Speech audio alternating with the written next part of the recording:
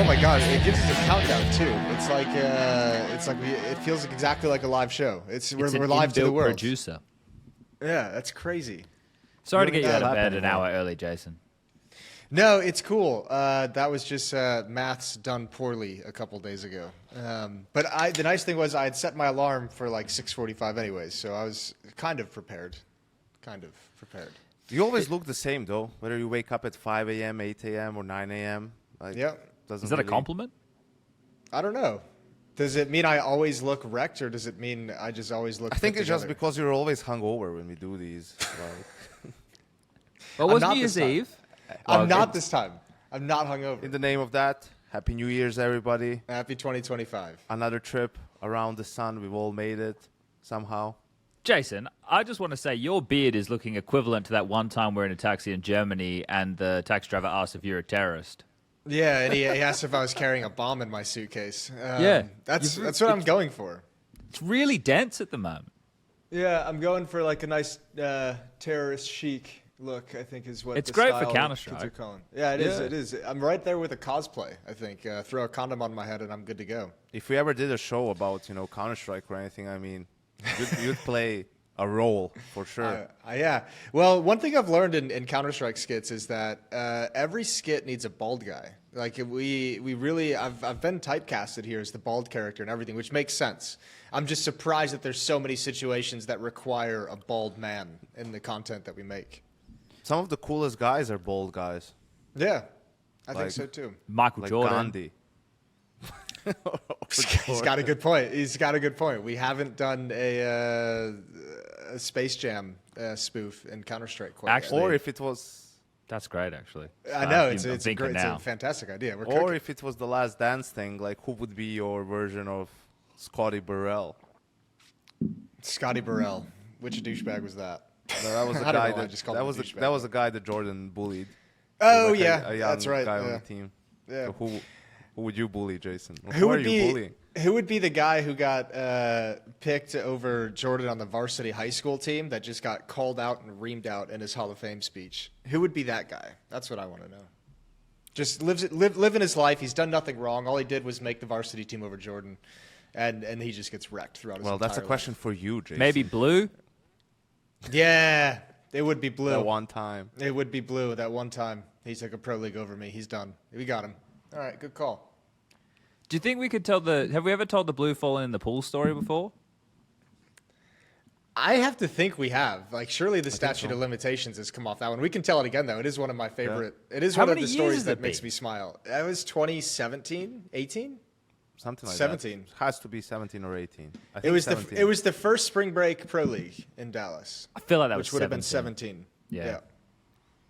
What a time. Anyways, we had a great time at the event. The ESL threw a nice little after party, a Texas barbecue buffet around the pool area. Logistically speaking, it wasn't the easiest space management, so the food was pressed right up next to the pool. And Blue gets himself a big plate of barbecue. He's got cornbread, he's got ribs, he's got brisket, he's got pulled pork, he's got everything on his plate ready to rock and roll, and he's looking so excited. And he's stepping away from the table after loading it up with cornbread and takes one step backwards into the pool and falls with an entire plate of barbecue into the water in front of all the players, in front of all the ESL execs, in front of all the production staff. There's cornbread floating in the pool. There's a fork sinking to the bottom of the pool. There's ribs just kind of drifting away. He's got his brand new iPhone 9 in his pocket. He's got his brand new Yeezys on. He's got his brand new Gucci belt on, dropped into this chlorine-infested barbecue pool. Oh, and it was so funny. Everyone pointed and laughed. Oh. Nobody swam though. Nobody swam because you couldn't stand in it. That's how. All the players, all the executives. I can't think of anything fucking worse to have happened to you. Bro, it's also like we mentioned this about this pro league. It's the games were earlier to accommodate, the rolling schedule too. Yeah. So the dream. So a lot of times we were like done at 2-3 p.m. right? And I don't think the grand final was any different. So by the time we get to this quote unquote after party, like dinner mostly, like a lot of us are just already got a pretty good buzz going on, if not borderline drunk at this point. So we're just like, please, just some food, you know, like we're all sort of like hanging on, and then you just see, and it's at that point when he falls Just into hear a the pool. splash. So everyone's just like starts, it's just disbelief is like, did this really just happen to poor old Blue? But That's back in the extrovert era, back before all the players now just hang out on their own and nobody's at the bar afterwards, right? Everybody is just like they're with their staff, their coaches, their analysts, their managers, getting sports massages. That no one's going and having it. But that back in the day, it used to be a lot more social. We were sitting around the pool. Draken was copping shots while we were talking with Simple, and who else were we talking with? It was Simple and who? God. Flamey was there. There's another Orpa though, right? Because like someone was like, Simple, yeah, we've got. Draken, and Simple was Who just was talking it? about Mirage. Guardian. And, It was Guardian, wasn't Was it? it Guardian? I think it was Guardian. doesn't really sound like the type. I don't think he would have been Here there having your beverages. cup, Jason. With that cup, though, Jason, which you are moving on the table, that is a keep Oh, cup sorry. from Cologne, Germany. Yeah, it is. I have about 6 of these. I'm going to replenish a few more right Is that a One Dyke cup? Yeah. You bring those back to the US? You can get them Hell yeah, anywhere, dude. at any coffee shop there. Yeah, they're just like Oh. reusable coffee shops throughout the city. So I've got like 3 of these tall green ones. I've got like 4 of the small brown ones. I've got like 3 of the green espresso shots. They're perfect, honestly. So you don't want to bring them back and get the money that, you know, or you're happy to keep them? They remind you. No, I feel like the number of reuses that I've had of these cups has brought back their recycling value. You know, Okay. like I think I've done my job of making this cup get its Yeah, plastic. you'll definitely worth. save the fucking planet, Jason. Great job. I'm buddy. just saying, if everyone thought Recycling like me, is a farce. if everyone did what I do, the world would be a better place. Mate, I think. Yanko, I want you to elaborate because we could really become a right-wing podcast. Like with some of the things that we've been saying recently, this could be our chance. This Or could as be some the people would say transition. it, a centrist podcast. Yeah. Well, Oh, look, centrist. New Jersey was really excited about the last episode. I think we were in the New Jersey newspaper in loved New the Jersey. attention. They Yeah, couldn't but believe it. Yeah. I don't know. I don't really want to get into. I read something about it. Like it just doesn't work. Like recycling is just doesn't really like do what it's supposed. I don't know. Maybe Keep going. Maybe I got Keep like, going. Maybe I got Babylon beat or something. I don't know. But it's like the efficacy of recycling is overstated. Is Really basically- push it. Yeah, Yeah. well, where I was like going with it. I guess maybe not. Who knows? I was listening to something on the radio, which is crazy because when I'm in Europe and stuff, I never listen to the radio. But I was in the car with one of my parents or whatever, and we're driving, and they've got some people on there, and they're banging on about the recycling stuff, and they're like, yeah, so you know, if you have your bottles and cans in bags, make sure you don't put the bag in the bin because the bag's not recyclable. Just make sure that Yeah. you. And I'm like. Should we just start? Should we all get a recycling fucking thing in our house and we just start melting shit down and making our own plastics? Is that Can where we we s- should get to? Can we start Maybe. over? Can we change the system from the ground up? Really? We That'd be probably nice. should. Also, I mean, these sons of bitches, fuck these companies, bro. So in Serbia, what you used to do is there was this. It was called Chep's a handicap, which was it's the top of the bottle, right? And then you would put them. I think like supermarket places had these. Like you would just put the top of it in, whatever jar or something, and then that would be sort of collected, recycled. You would get money back for it or something, and that would go for Yeah. we got- humanitarian reason or funds or like people in Serbia for people who are suffering from a handicap. And then these companies, right? So what they did was, because it was easy, like as soon as you open the bottle, the Cap came off? the cap comes off. But then they made them in because the cap is actually like something. See, I'm gonna be wrong here, but the cap is like 50% of the recycling of the whole bottle. Like the cap is like a big part of the whole recycle thing. So they made it so that it makes it incredibly hard to rip the cap off. Right, they started making them in a different way, so you couldn't do this anymore. Now every single fucking thing you have, yogurt, milk, Coke, water, whatever, like you have to sort of rip it off, and so that they could. So people are mostly annoyed by doing it. They don't do it, right? They just like open it, whatever. Fucking So hippies, that you man. don't do that, man. That's like Always- fucking too much for them. You guys can't read this right because it's backwards.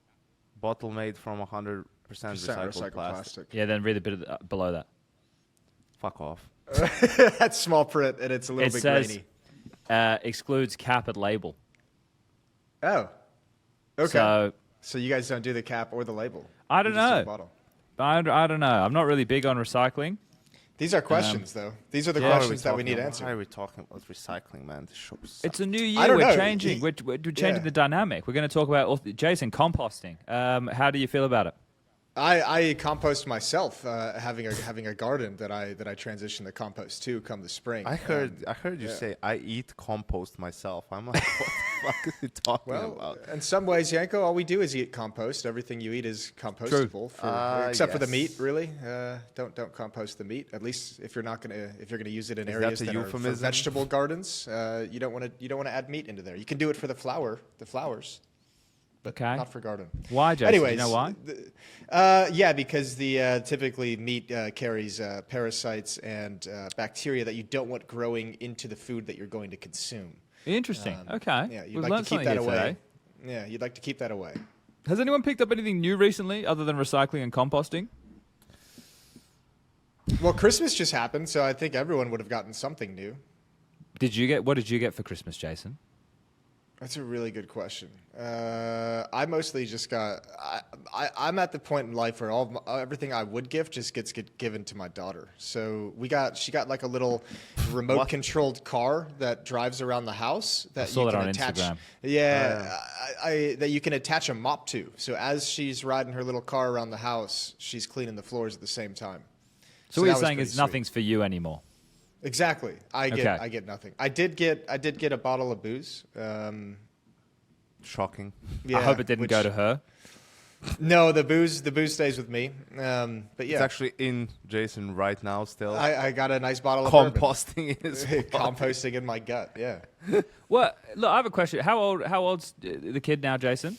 she's gonna turn 2 in January. Okay, so this is the thing. My mate, his kid just turned 2. My sister's kid is 2.5. And there's a lot of, I'm not sure how much of this you're getting, right? Like, I don't know what the talking level's at, but they want to do everything themselves, even though it's things they can't do. They want to do it themselves. And I'm sitting there going, you can't do it yourself. You're 2, you can barely walk. Can you just shut up and let me do it for you? But you can't say that because it's a 2-year-old. You got to let them suffer. Oh, you can say it. They don't really understand it quite yet. It depends on the tone of aggression that you put into the shut up. But I think all yeah, kids are scared of me because I have this beard. Like, they look at me and they go, who the fuck is this guy? They all look at me a little bit freaky, first of all. Like, Yeah. it took a bit of a while for my sister's kid to warm up to me because I only come home once every couple of years. So Yeah. Jason's the same, but I think it's mostly for the slurring speech. Justin, you're getting painted as an alcoholic today. I know it's really. I Just mean, today, I expected it coming into to New Year's Day. I did expect it a little bit heavier. That's all right. Yeah, dude. They want to do shit on the road. They want the adult forks. They want to climb the chairs. Ours is given up on booster seats. Ours is given up on the high chairs. She wants to sit in the adult chairs. So that's the world I'm living in right now. Terrible cool. twos. The terrible Yeah. twos. You doing any surfing, Chad? No, I'm swimming every day a lot. I'm down the beach. You probably can't tell with the flashbang screen that I got in my face right now, but I am starting to get a little bit browner, so that's a positive. But yeah, the conditions have been pretty windy, but you get out there early enough. This is one thing you'll learn. The winds in the morning, not too bad. That's when you got to get out there. The swell's been all right the last couple of days, but haven't been catching any waves. Just been out there dodging the surfboards, doing a bit of body surfing, contemplating life and everything that comes with it as I exist on this globe completely on my lonesome. So no surfing, but the old man surfs. Sometimes I go out there and watch him trying to ride some waves. 61 years young, getting it done. Ginger. That's how you stay young. Props That's to how him. you stay young. Is you still Super get out there and susceptible hit to the skin waves. cancer, getting melanoma cut out of him every couple of months. So yeah, he's doing great. He's having a great time. Make sure you slip, slop, slap, everybody. Sunscreen, wear a hat, get a shirt on. When the UV's at 11, make sure you're in the shade. All of these things, they're great tips. I don't know if any of you can use them, especially in Europe right now where it's cold, and America where it's cold. Anyone north of the hemisphere? North of the hemisphere? North of the equator. I was gonna say I think we're all north of the equator, Yeah, except for for you. Chad. Except for you. and So a lot of 2 of other the 3. people. Yeah. Well, I meant in this call, not in the fucking world altogether. It's a podcast, not a call. Yeah, whatever. Yeah. Chad, what did you do last night, actually? Fucking Me? hate all of you. Yeah.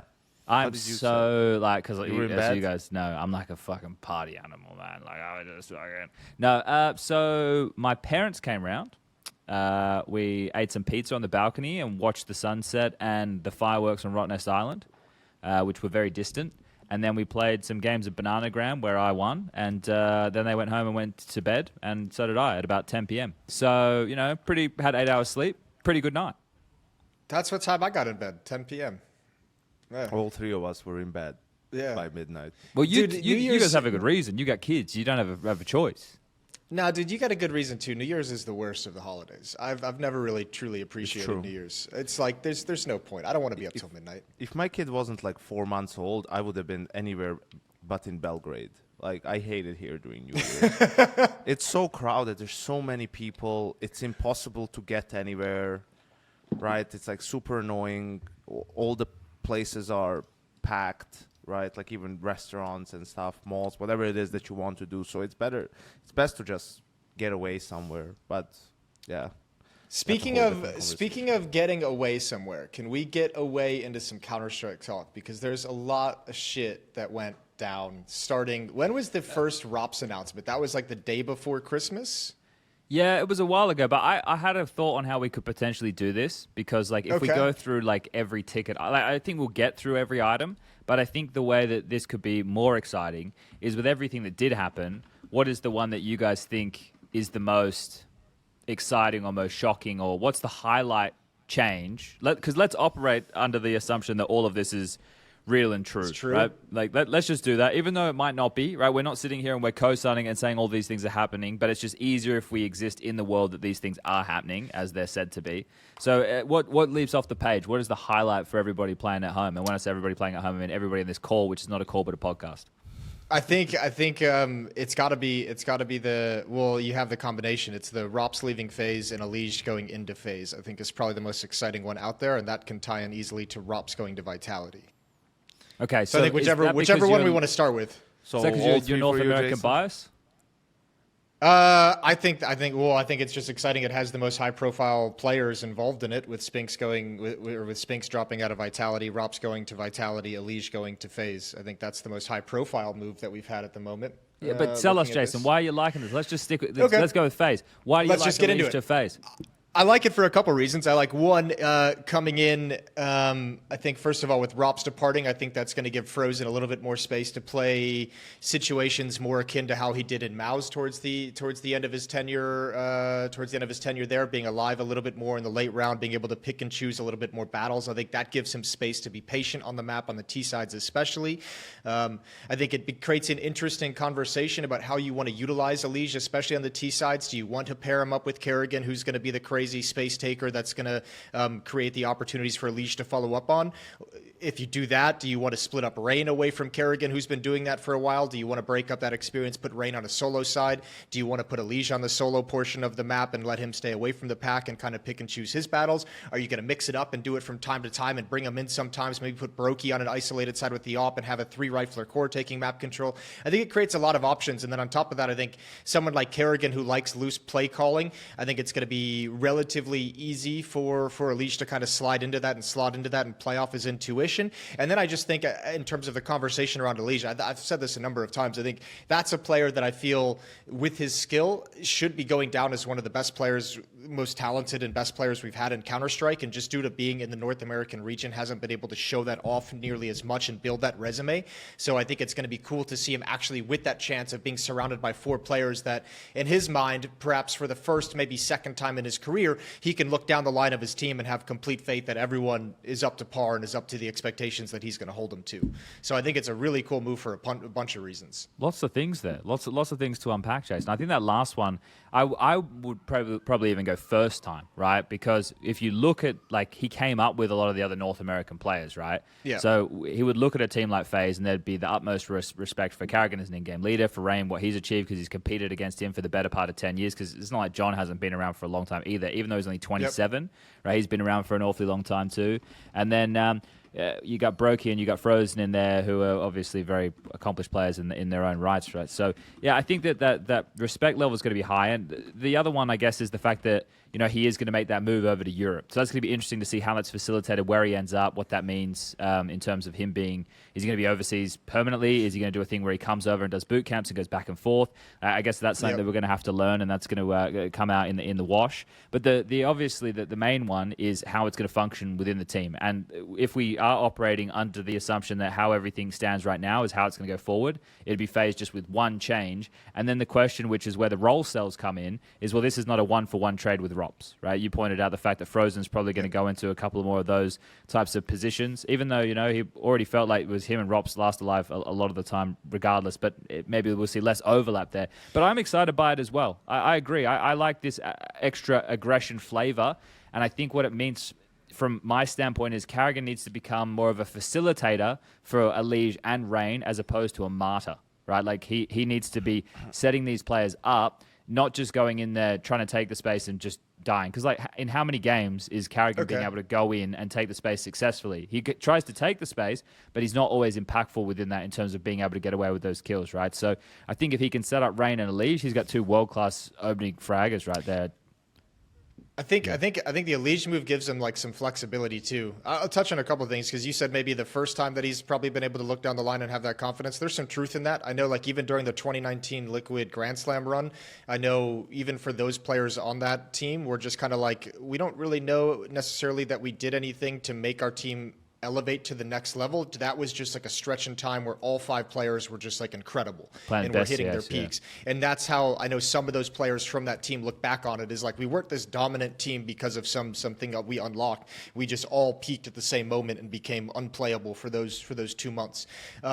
Also, one thing I think that could be interesting too, I don't necessarily know if they'll go down this road. I don't necessarily think they will, but I think the option's there because I've always had this this idea with elige. When I was in Liquid and I never built up I think like the credibility within the team to make this kind of a striking change, I had an idea for a while that I think elige could have been much better and much more impactful and much more useful in more lurky roles that would be passive to start rounds, which seems crazy because he's just kind of up for like opener of the year. He had an incredible year doing like the opening dirty work, but he is a player that knows the game so well that if you give him like that passive start and give him the mid round and like the late round to pick and choose his fight and be alive and prioritize him for the late round, he has a really good understanding of when he can like have a targeted move to make to like really impact the round.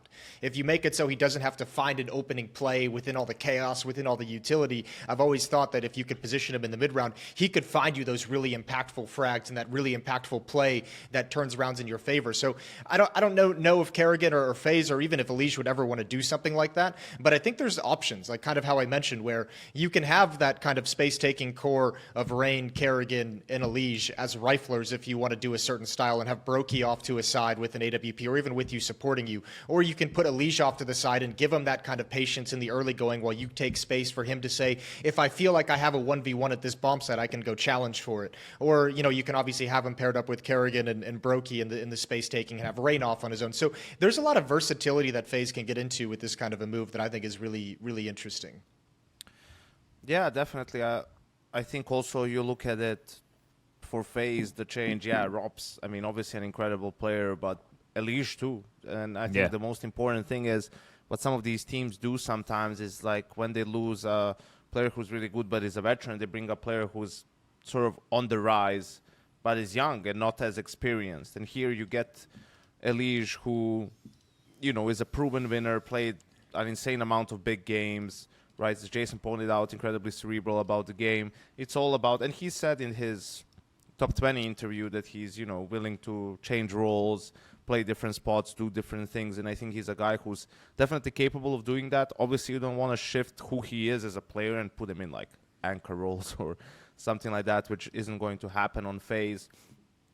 And then it's just a matter of how do you set it up, right? Maybe it makes sense for Frozen to take some of those more passive lurk roles and some of the stuff that ropz was doing, and then elige for you to be the more sort of aggressive lurker who would also sometimes go for space creating plays even though he's on the side of the map and maybe just has a 1v1, which also gives you the benefit of keeping the map control core of Brokey, Rain, and Karrigan, right? Who've been doing it for a long time together and have their own, dynamic and pace. Even though I don't think it would be terrible to sort of put Elige in the group and put Rain on the side either. I think Rain can do it as well. Yeah, I think Rain has sort of the misfortune of being such a good teammate and all-around player that it was always about pleasing someone else before him, sort of, right? And he was always just doing sort of what's left and what the team needs or anything like that, even though he could do a lot of different things, which we saw, for example, in this last iteration of FaZe with Kerrigan. Ever since Kerrigan joined, where he got a bit more responsibility in terms of his roles like Yard or Nuke and the sort of a job that he's been doing on that map. So I think it could also probably work, but at the end of the day, it comes down to the team and the conversations they have and how to, across the board, have everyone at their most comfortable level. So, yeah, I mean, it does look like this is the only change for FaZe, really. Yeah. I think it's all that's needed, really. And like, we also had, like, even before with Miles, with ropz and Frozen, it's like when they're together on the same team, it's sort of like it seems like Frozen, for whatever reason, doesn't really perform as well. Like once ropz left for FaZe, he played better, and then you had them together on FaZe, and it wasn't really sort of the fireworks that we were expecting to happen once that change happened. Yeah, well, I think like Frozen in the year was pretty good, right? We got a references last year now, unfortunately. But Frozen in 2024, I thought he was pretty good, right? I think he's still going to come within HLTV's top 20, and we're down to, the last 13 players. So I just think, like, for me, it was, for example, the grand final with him just recently against Spirit, right? He looked a bit out of sorts, right? And I don't know how concerning that is, right? We'll have to wait and see if that continues. But elige coming in, right, he brings a lot of pedigree. He brings a lot of experience in those environments. And the thing that I like about all these changes is it's not drastic enough where they have to completely rebuild the playbook, but they're all very experienced players, so they're going to be versatile enough to be able to make these changes. And if it doesn't work in Bounty and Katowice, well, then you have the runway of the rest of the season going into the major to the point of where those invites or however it's going to work, because we're still waiting on details from Valve of how everything's going to function for the major itself. So you get essentially like a 4-month lead time to make sure you just have your head above water enough to make sure you secure one of those 32 invites to the major based off the VRS. And then within that time, you can juggle things around and reconfigure until it feels right. And then you get the last stretch of time, depending on what events they're attending and whatnot, for the lead in directly to June and that Austin major, not Dallas major, sorry, Texas. We only go to the one place normally. So I think, like, in terms, and this goes for a lot of teams, like you can say the same thing when we get into this conversation about Vitality as well. I think there's a little bit more responsibility, which is a conversation we've had a lot about Vitality and maybe Apex taking away responsibility from his players because he doesn't trust them, whereas I think that the players have a lot more responsibility and autonomy in FaZe, but at the same time, if Kerrigan makes a call, everybody's going to follow it to the T, right? And I think that there was another interesting thing with FaZe this year. You remember there was that point where they were like, I don't remember exactly where this happened. Maybe it was coming out of the player break, and they're like, "Oh, we like it when Kerrigan's making all these calls, and everything's a bit looser." And what they had been doing was kind of calling off of like a playbook, right? But like I remember Rain or somebody saying it was more micromanaging from Kerrigan than less micromanaging from Kerrigan. Yes. Like, I wonder if they've found the correct balance for that, right? Because you need a bit of both, right? And also being able to have both means that you can be more unpredictable. That for me is going to be the biggest question, because elige getting plugged in revitalizes everybody, right? That's the honeymoon period. Everybody's back trying their best, working on the new dynamics and everything like that and what can grow. But that could still be an issue, right? Like that still feels like it needs to be something that they need to balance. Bro, I feel like this team could have like a really powerful honeymoon period. I think of all the teams coming into the next year, this FaZe teams, if you look at Kerrigan's teams of what he's done when he's brought new rosters together and brought new players in, the honeymoon period for this FaZe lineup with elige could be scary for those first 2 months. They could be hella good. And then the question comes, what's the drop off? And yeah, there does need to be a balance between those two different styles of calling. And I think it probably, especially considering the year FaZe had, I'm sure like across the year, it was very up and down, right? Like a lot of frustrations building up. go through a stretch where everyone's communicating and Kerrigan doesn't need to be as much of a micromanager. Then he steps in and when he's feeling it, and maybe things are going a little bit well, and maybe I think finding that balance is going to be. I wonder. I think it'll be easier with elige. I think he's helpful in terms of being able to pass on what kind of plays he likes to make and giving ideas of how to build things around the plays he likes to make. So yeah, it'll be a process, but I think it's going to be cool. I think the only thing is let's not get. This is one of those teams where I'm going to be with that honeymoon period, I'm going to be I don't want to judge them based off the first 2 months. I think the real judgment of this team is going to come in 4 months in when we start seeing them hit some adversity in a wall. And that'll be the question. For a FaZe team over the past years that's always been known for being really hard to put away, impossible to put away, this team always believes in a comeback. What happens if they're down 12-6 on a map, 12-5 in a map? Is elige coming in going to be able to keep that mentality strong, or is he going to be a deteriorating factor of the mentality to allow those comebacks to happen? Are they still going to have that comeback factor in them? More or less I think death is one slams. big That's the question. Yeah, it's going to be really interesting to see how that dynamic plays out, I think, when they get into some tough games. But I think, Yanko, you talk about this with a lot of these big name teams, right? You reference them as prestige football clubs, and FaZe is essentially one of those, right? The whole premise is to stay within the orbit of always being dangerous for a trophy. Right? If you're ever dropping out of that conversation, then you're not fulfilling your obligation as one of those top tier organizations. So for FaZe, that's the goal. Just stay in the orbit of the top 6 or 7 teams where any given Sunday, if the conditions are right, you can strike and win a trophy. And I feel with the elige, they should have that. Yeah, I think so. They also get a dimension of a second voice on the team, really. I'm not saying they didn't have that before. It's just, I'm not sure who necessarily was that on the team. Maybe it was different people at different times, just chiming in with ideas, because you have someone like Kerrigan who's probably going to be very good at just coming up with different things on his own, no matter how long the game goes on. But I think it will definitely be helpful even for him to have someone like elige who can chime in with an idea here and there, especially playing. That's why it would be a good thing for him to play on the side, not play in the pack, because then he's on the other side of the map compared to Kerrigan and can give him some valuable information. And also for elige, I guess it's fair to say the first real international team that he's been on. I guess Complexity was that, but that doesn't feel like it. Same with some iterations of Liquid, way, right? yeah. Liquid had some iterations that he played on where there was a couple of imports, so, Yeah, so I think for him, I think he'll be very motivated by this challenge, really, to do it, in that sort of a different environment as well. So we'll have to wait and see. I like it for FaZe. And then it's just, okay, is this going to... Because they need a little bit more out of Frozen compared to, let's say the grand final, but they need more out of Brokey, right? Brokey's has been key. The last couple of months, it's been really poor. For me, it was something where maybe FaZe would be looking to move on from him potentially, right? And make a change there. But it seems like they're sticking with it now, and we'll see if this sort of helps Brokey in any way.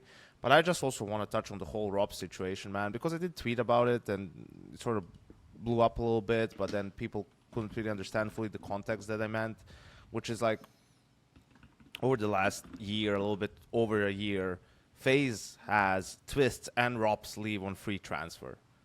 2 blue chip players, bro. 2 players that are, top 5, 100% in their respective roles, and especially with someone like Twist, with the fact that he's in-game leading now, that could have been down the line once Kerrigan wants to step down or you want to remove him, whatever, is a guy who could maybe fill his shoes, right, and all of that. So I think it's just, my point wasn't, because a lot of people were saying, yeah, but, they can't keep him against his will. It's that's not the point. It's, of course you can't do that. It's more from an organizational standpoint. You need to be on top of the contracts, really, in a way where you're going to, okay, his contract is expiring. Are we going to extend him? Does he want to extend? Do we want to extend him?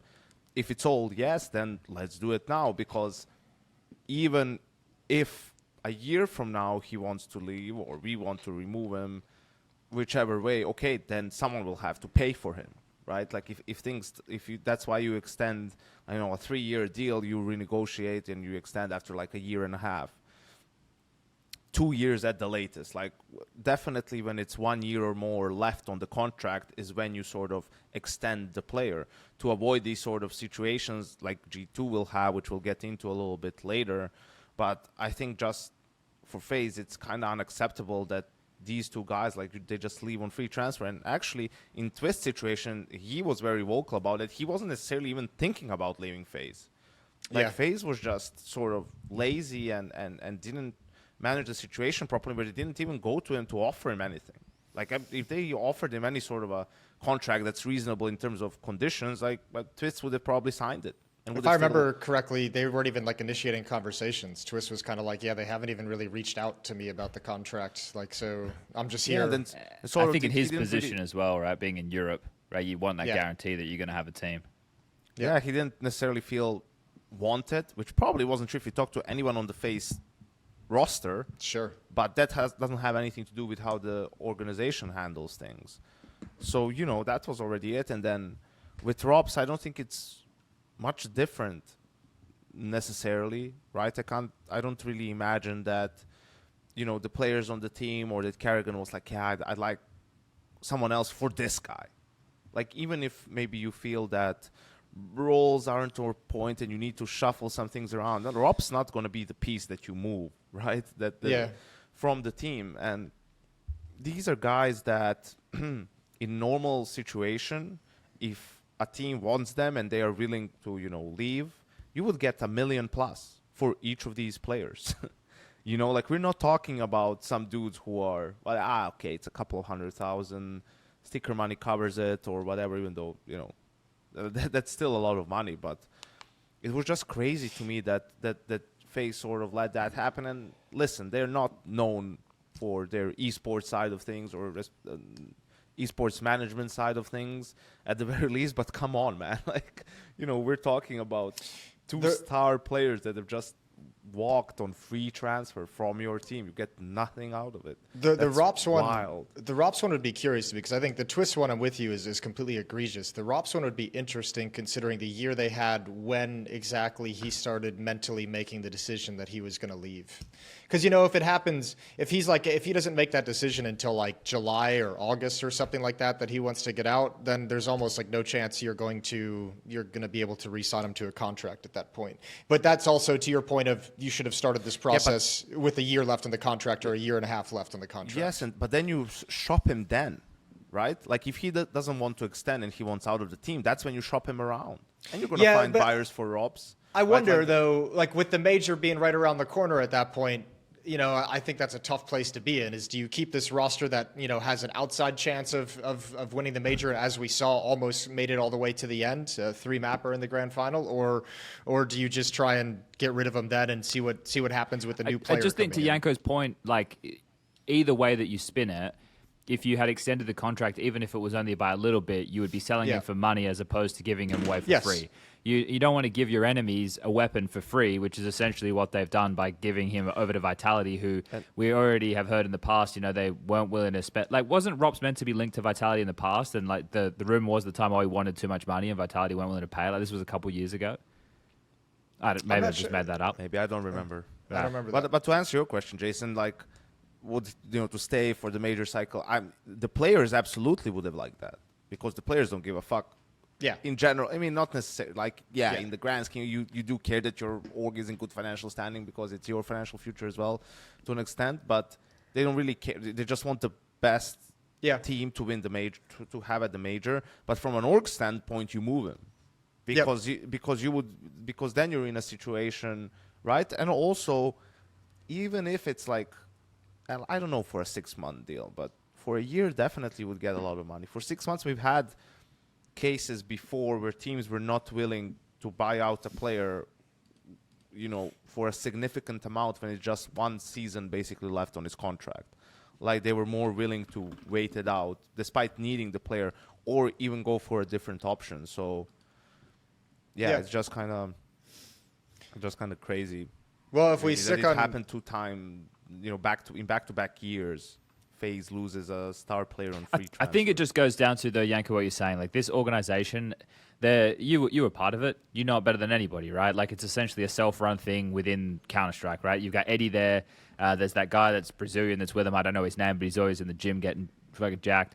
And that's about it, right? You don't see many other people who are involved. Some of the guys on social media get involved. I saw Temper was talking about ropz the other day, and then Tico, he gets involved in it too, but they kind of leave them up to their own devices, which I love, because even though it's a big business, they run it like a little... I'm all for it, man. Just keep it as a bunch of dudes. I love the bunch of dudes. Also listening to Temper, man, who's talking about, like, he wanted more firepower on the team, and the market is like this and that. Yeah, and then you let a guy like that walk away for free. Like, you know, that's the problem. It's like, you guys, if you were on top of your shit, like, it wouldn't have to be that way. You would have more, if the money is the problem, you would have more of it to shop around. Would you rather have a world where ropz stays, Rain is out for elige?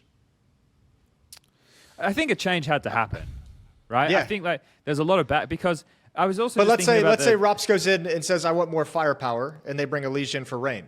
Does that give him the firepower? Me, well, also, yeah, like, I mean, probably that's the first guy I would move as well. But also from what Rob said, that tells you that he wasn't going to continue with the same roster, right? Like, him saying more firepower doesn't mean someone instead of me. Obviously, it means he wanted someone on the team he felt like needed to be replaced. I don't know if that's Carrigan as the captain. Kind of doubt it, considering Carrigan's track record in the role. Has to be either Rain or Brokey, right? And I don't know what ropz is thinking, but that's probably the two guys. If you're going to make a change on FaZe, that would be your first two options. And it's really hard to say from the outside, because you don't know how much each of the guys does for the team, you know, outside of the server, in fact, all that other stuff, the intangibles and some of the details that you don't necessarily even see transpire in games. So that for me feels like impossible to answer. And I also think that's weird. So, like, I was reading some of the Reddit comments to do with this, and people were like, "Oh, that's pretty rich coming from ropz, considering the type of year he had," right? But you look at this team coming from 2023 going into 2024. There was just like back-to-back grand finals. They weren't obviously winning all of them, but they were really hyper competitive in the early days of CS2. They were the team to beat starting the year, and then they only really dropped off towards the middle period of the year, and then their recovery was essentially them at the major to close it all down, right? That was the end. And I guess at that point, it was impending that things were likely going to change at that point in some way, shape, or form. So, you know, they finished on a sweet-ish note, even though they didn't win the major there. But, yeah, the thing with the team was it's just been such a up and down year. But I think that this change is good. And it's not one that, like, completely readdresses the full identity of the team. It's still the same core, the same everything. Just plug in a new guy who's experienced and can also frag out. So I like it. It's going to add that fresh blood, and then we see what happens. Whereas I don't know how I feel about the ropz to Vitality, because I think it's a really good change, like 1-for-1 with spinx, right? Like, I think that's good, and I think that obviously ropz is much more experienced. I think ropz is a better player than spinx. That's just my opinion.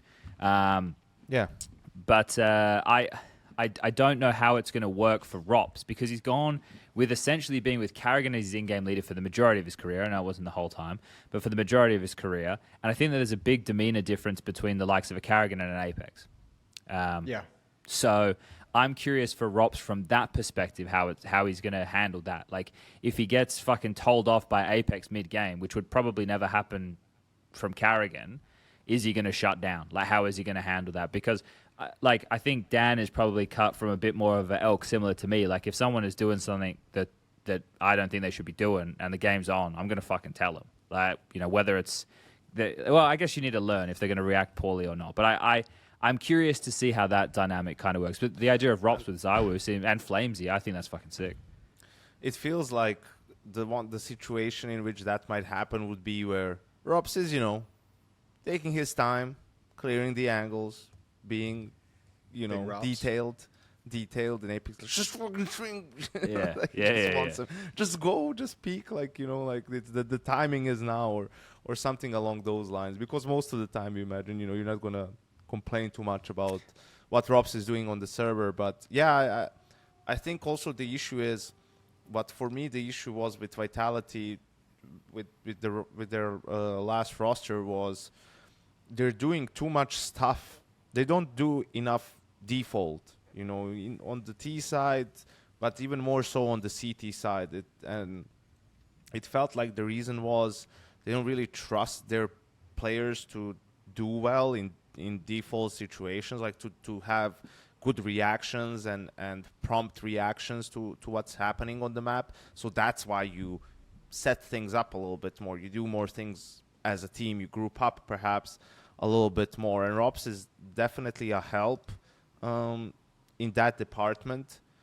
Even though spinx, it seems like ever since that rumor was he's on his way out, like that he wanted out during the middle of the year, like he just started playing way better in the second half because he was just like not giving a fuck. He's doing what he wanted to do. Yeah, he was more aggressive because he wasn't aggressive enough before. But my question, what worries me is like, is that enough of a change for them to change the way they play and play more default? And like the two guys, obviously, that you question are like flamesy and mezzy in that sort of a scenario, where I think mezzy was good for Vitality. I mean, it's one of the most versatile players we have in the scene. He was an in-game leader for a while, so that gives him a little bit of an extra understanding of the macro aspects of the game, right? And I think you have to make that change in terms of your style if you're Vitality, if you want to sort of win consistently. Like, that's the problem. You look at their year. Last year, they won Cologne, which is great, one of the toughest tournaments to win, but that was it for the whole year. I think really, like, I remember one of the problems, or one of the things we talked about with Vitality across 2024 was sort of like finding out who that second voice was going to be, like who is going to be the second player on the team kind of directing them. And it felt like mezzy never really stepped into it the way we thought he would. He was like kind of the new player, as you said, former IGL, who we thought would take up that role. And it never felt like it came to fruition. I don't see ropz as super vocal to take that position either, but you'd think if he's going to be on those passive kind of extremity lurk positions, he's kind of the guy reading the other side of the map away from the action.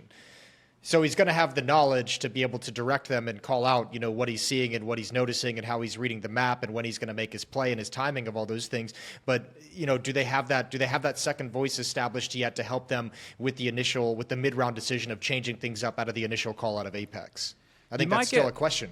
You might get more out of flamesy, right? Because like this spinx thing, some of the positions that spinx had like are not one for one necessarily on where ropz would play.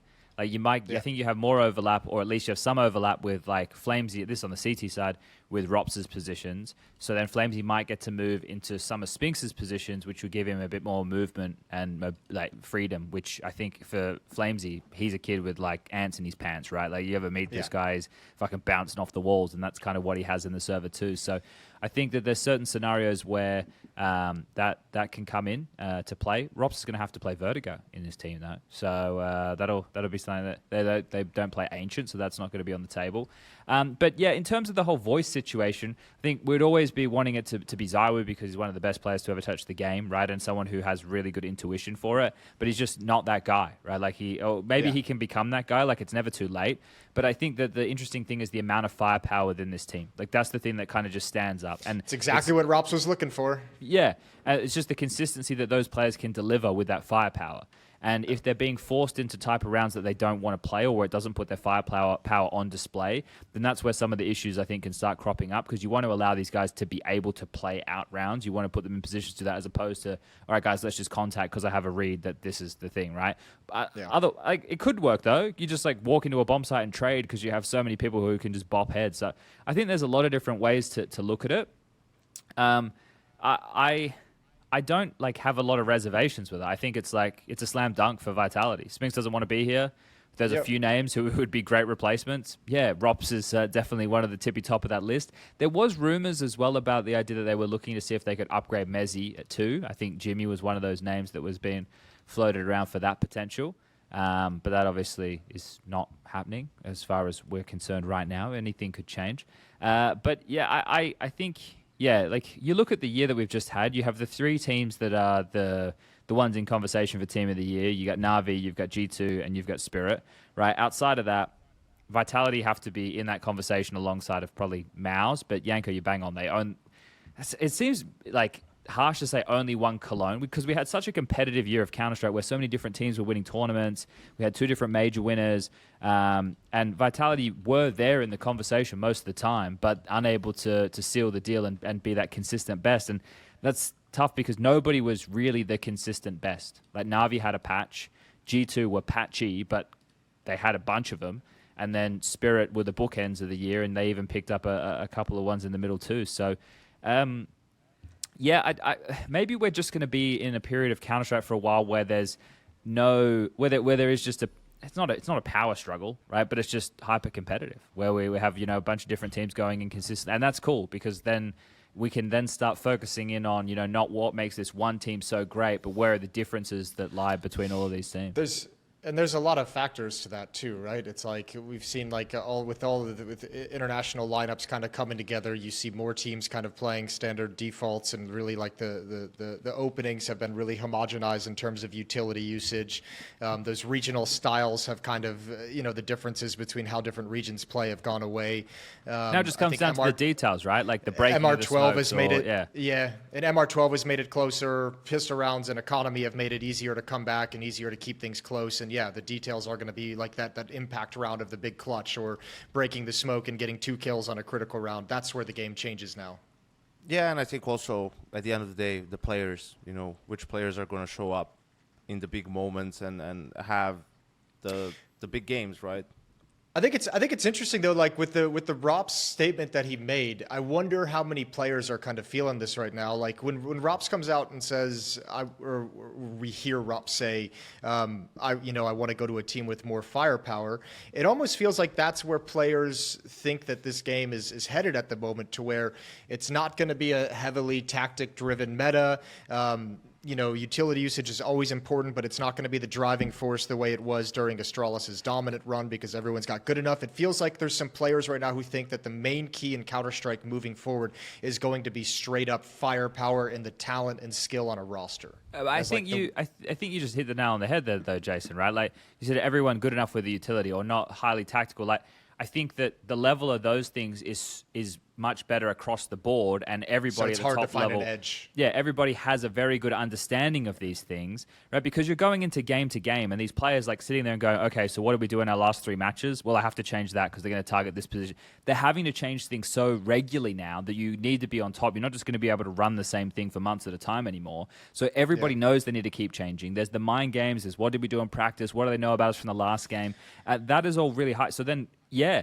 The thing is, we'd always joke about it. What's the best strategy to run in Counter-Strike? The 5 headshot strategy. That's the best strategy you could possibly run. So, yeah, then it does boil down to how hard can you shoot? How good are your mechanics? That I think is part of what Donk has shifted in the conversation. It's like it doesn't matter what you do if this kid's just going to come into a bomb site and literally kill all of you. I know he's just one man, but he's one fucking really good man, right? So I think that's kind of where everybody's at. It's like if we're not shooting hard, it doesn't matter how good our strategies are. It doesn't matter how good our preparation is. We're just going to get fucking donked, right? And that can be said for other players too, just obviously not to the donk level at the moment. Definitely the case if you ask Zonic. Yeah. But I have one question though. Where is spinx going to go? Yeah, he's fucked, isn't he? Where's he open? go? I don't know. Not G2. Not Liquid, not FaZe. Well, Mouse could have not an Spirit. opening. Who's he joining Mouse for?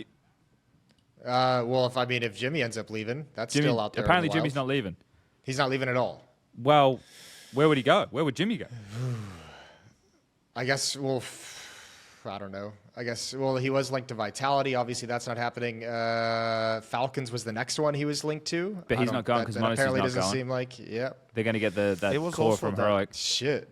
He also expected, I saw somewhere, he expected a lot more money from these orgs, like in terms of his contract. Like who Jimmy did? You think he got baited by the agent?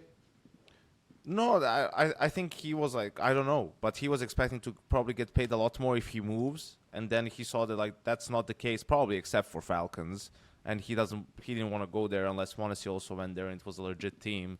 So then he's like, his contract is like only 6 months more, a year more, something like that, I think. So he was just like, well, I don't know, this Mouse thing is going well. I'll just wait out a little bit more and then.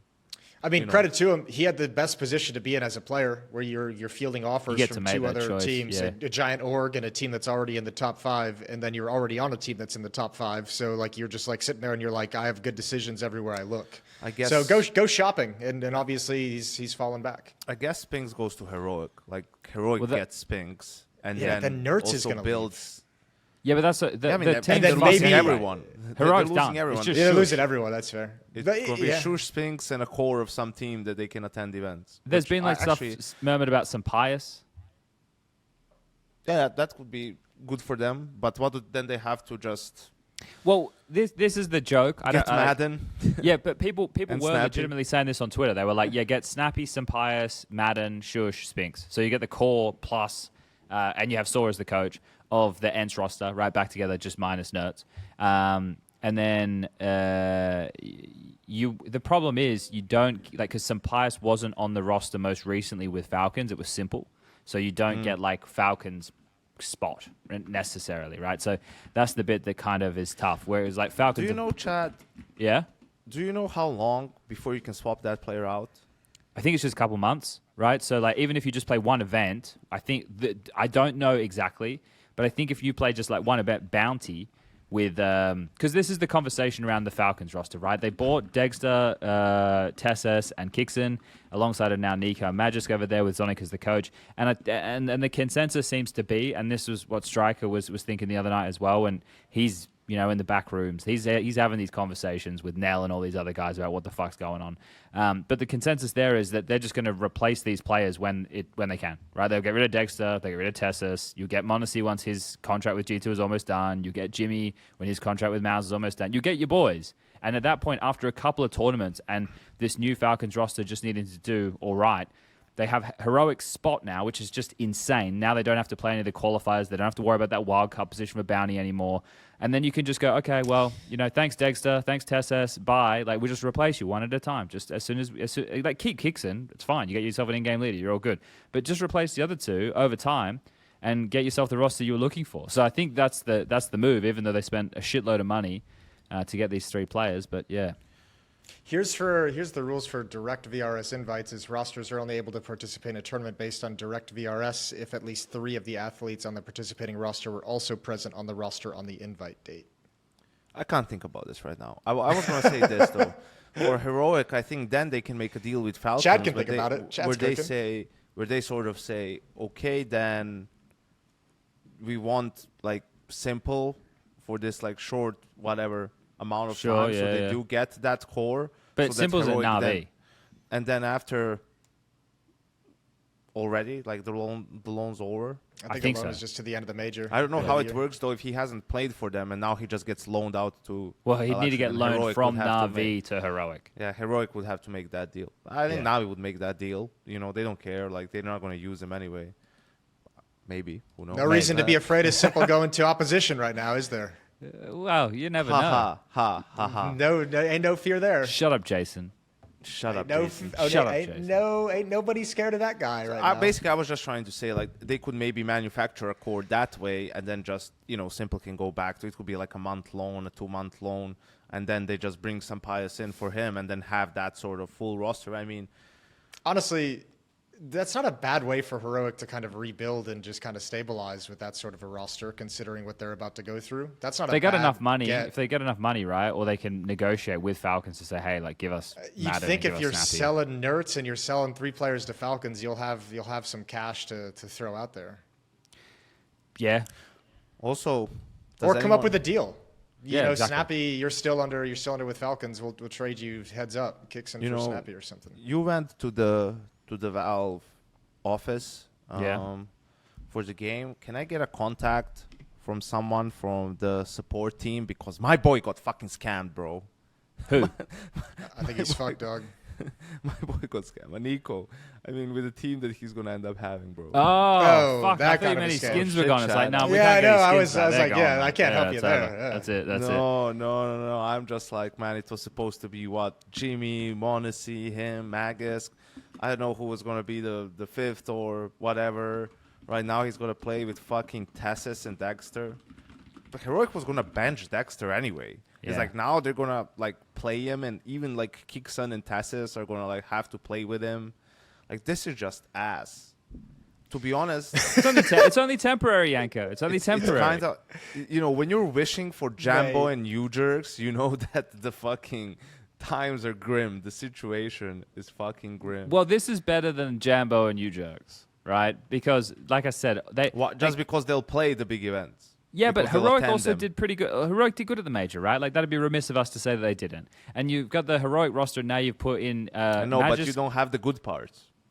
You put Magisk in Or the instead... best part. You put Magisk in instead of Shush, all right? That's pretty and good. Nico instead of nertz. Yeah, that's pretty good as well, right? Like, Yeah, I know it that is. I know you'd like nerds, but you got we the don't other have three nerds. guys. There's three more Dexter guys. had on some the good team moments chat. at the major. He's having some good clutches and stuff. He's having some impact. It's only temporary, Yanko. To be honest, I don't care. Yeah, that's what I was going to say. Like, as long as it's a temporary thing, I don't really care all that much. It's the worst move for Oh, come Tessus the and fuck Dexter. on. Think about this for Tessus and Dexter. You've done this Yes. because you have no other option. Like, your team is disintegrating. nertz is gone. You're like, well, they're going to pay us and we have to go. Like, we don't have a choice. We're losing everybody.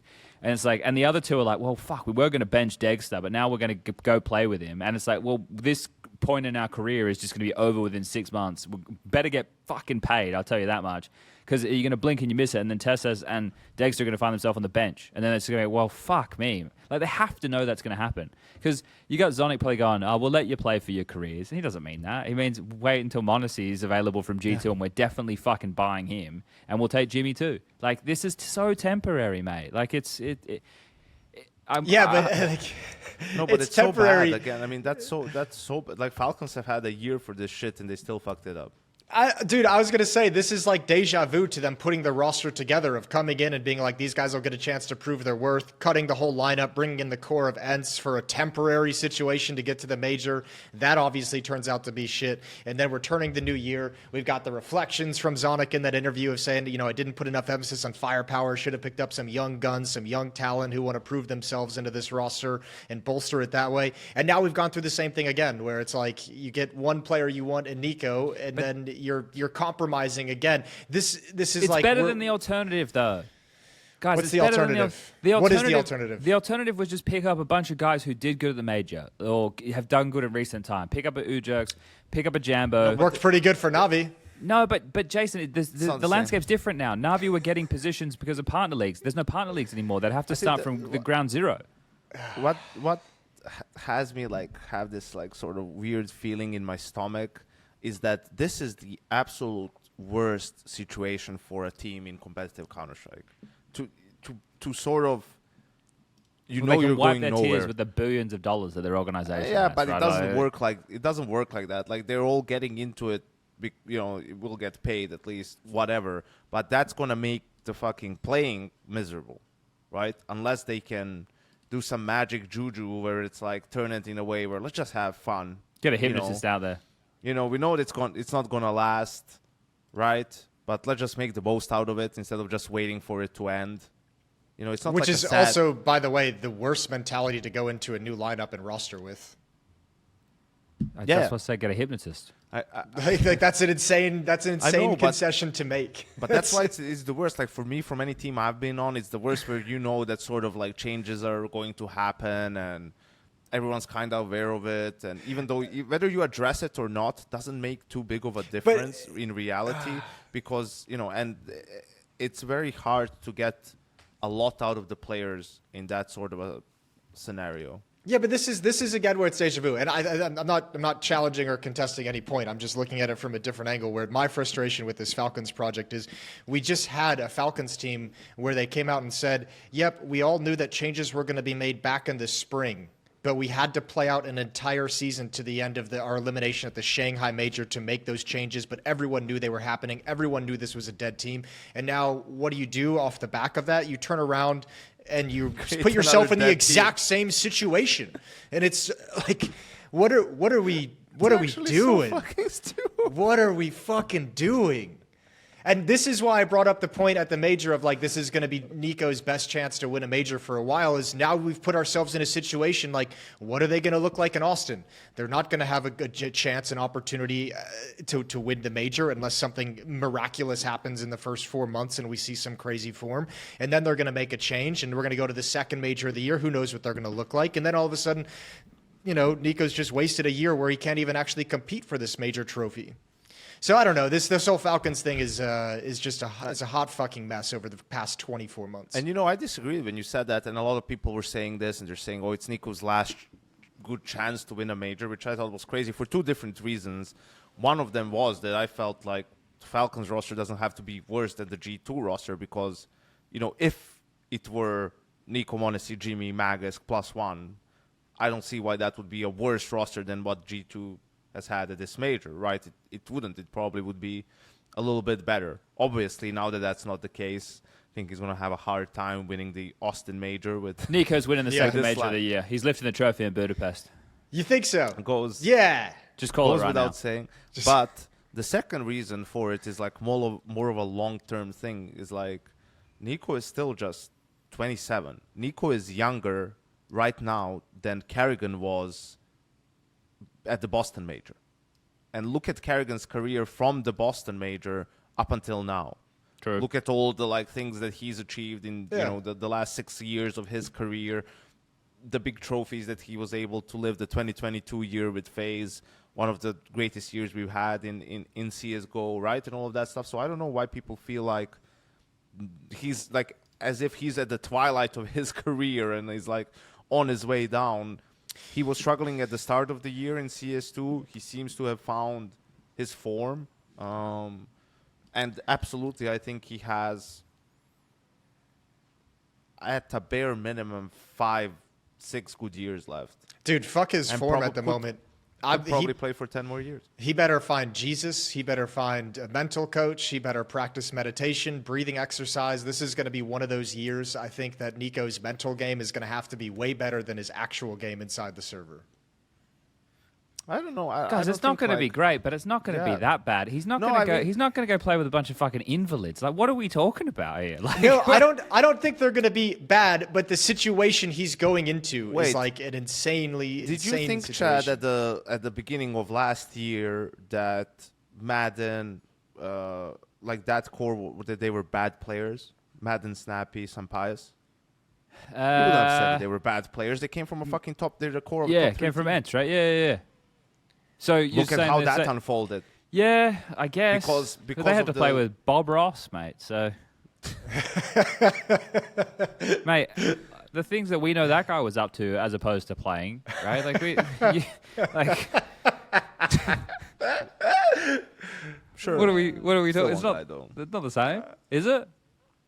I don't know. I mean, it's not. I'm just saying. It's like you wouldn't have. I'm saying that the atmosphere that Jason has also been talking about, like that can definitely bring down the level of Come play on, and, we have the and same level of the players. We have similar opinions on Dexter, where it's like he's going to be great in his certain moments, but his positioning and decision making at certain times is like a real head scratcher. And I think Nico being dead, having to watch that, I think there's going to be a couple times where he's going to want to blow his brains out. But look, I don't. No, I think he's more stoic nowadays, where it's like, hey, All right. the thing that's thrown this me. is all part of the big plan. Guys, you can't have me buy into, okay, Counter-Strike teams are professional now. G2 know it's over with Nico. The roster's changing in the future, but they're professionals. They're all going to sit here, focus on the task, and try their absolute best. And now we try that. There's the same conversation again, and you can't be like, oh, nah, like, things are just going to be shit. Yeah, but not when you're changing 3 players. You're not if it's changing all one 3 guy. of them. You're going to And go...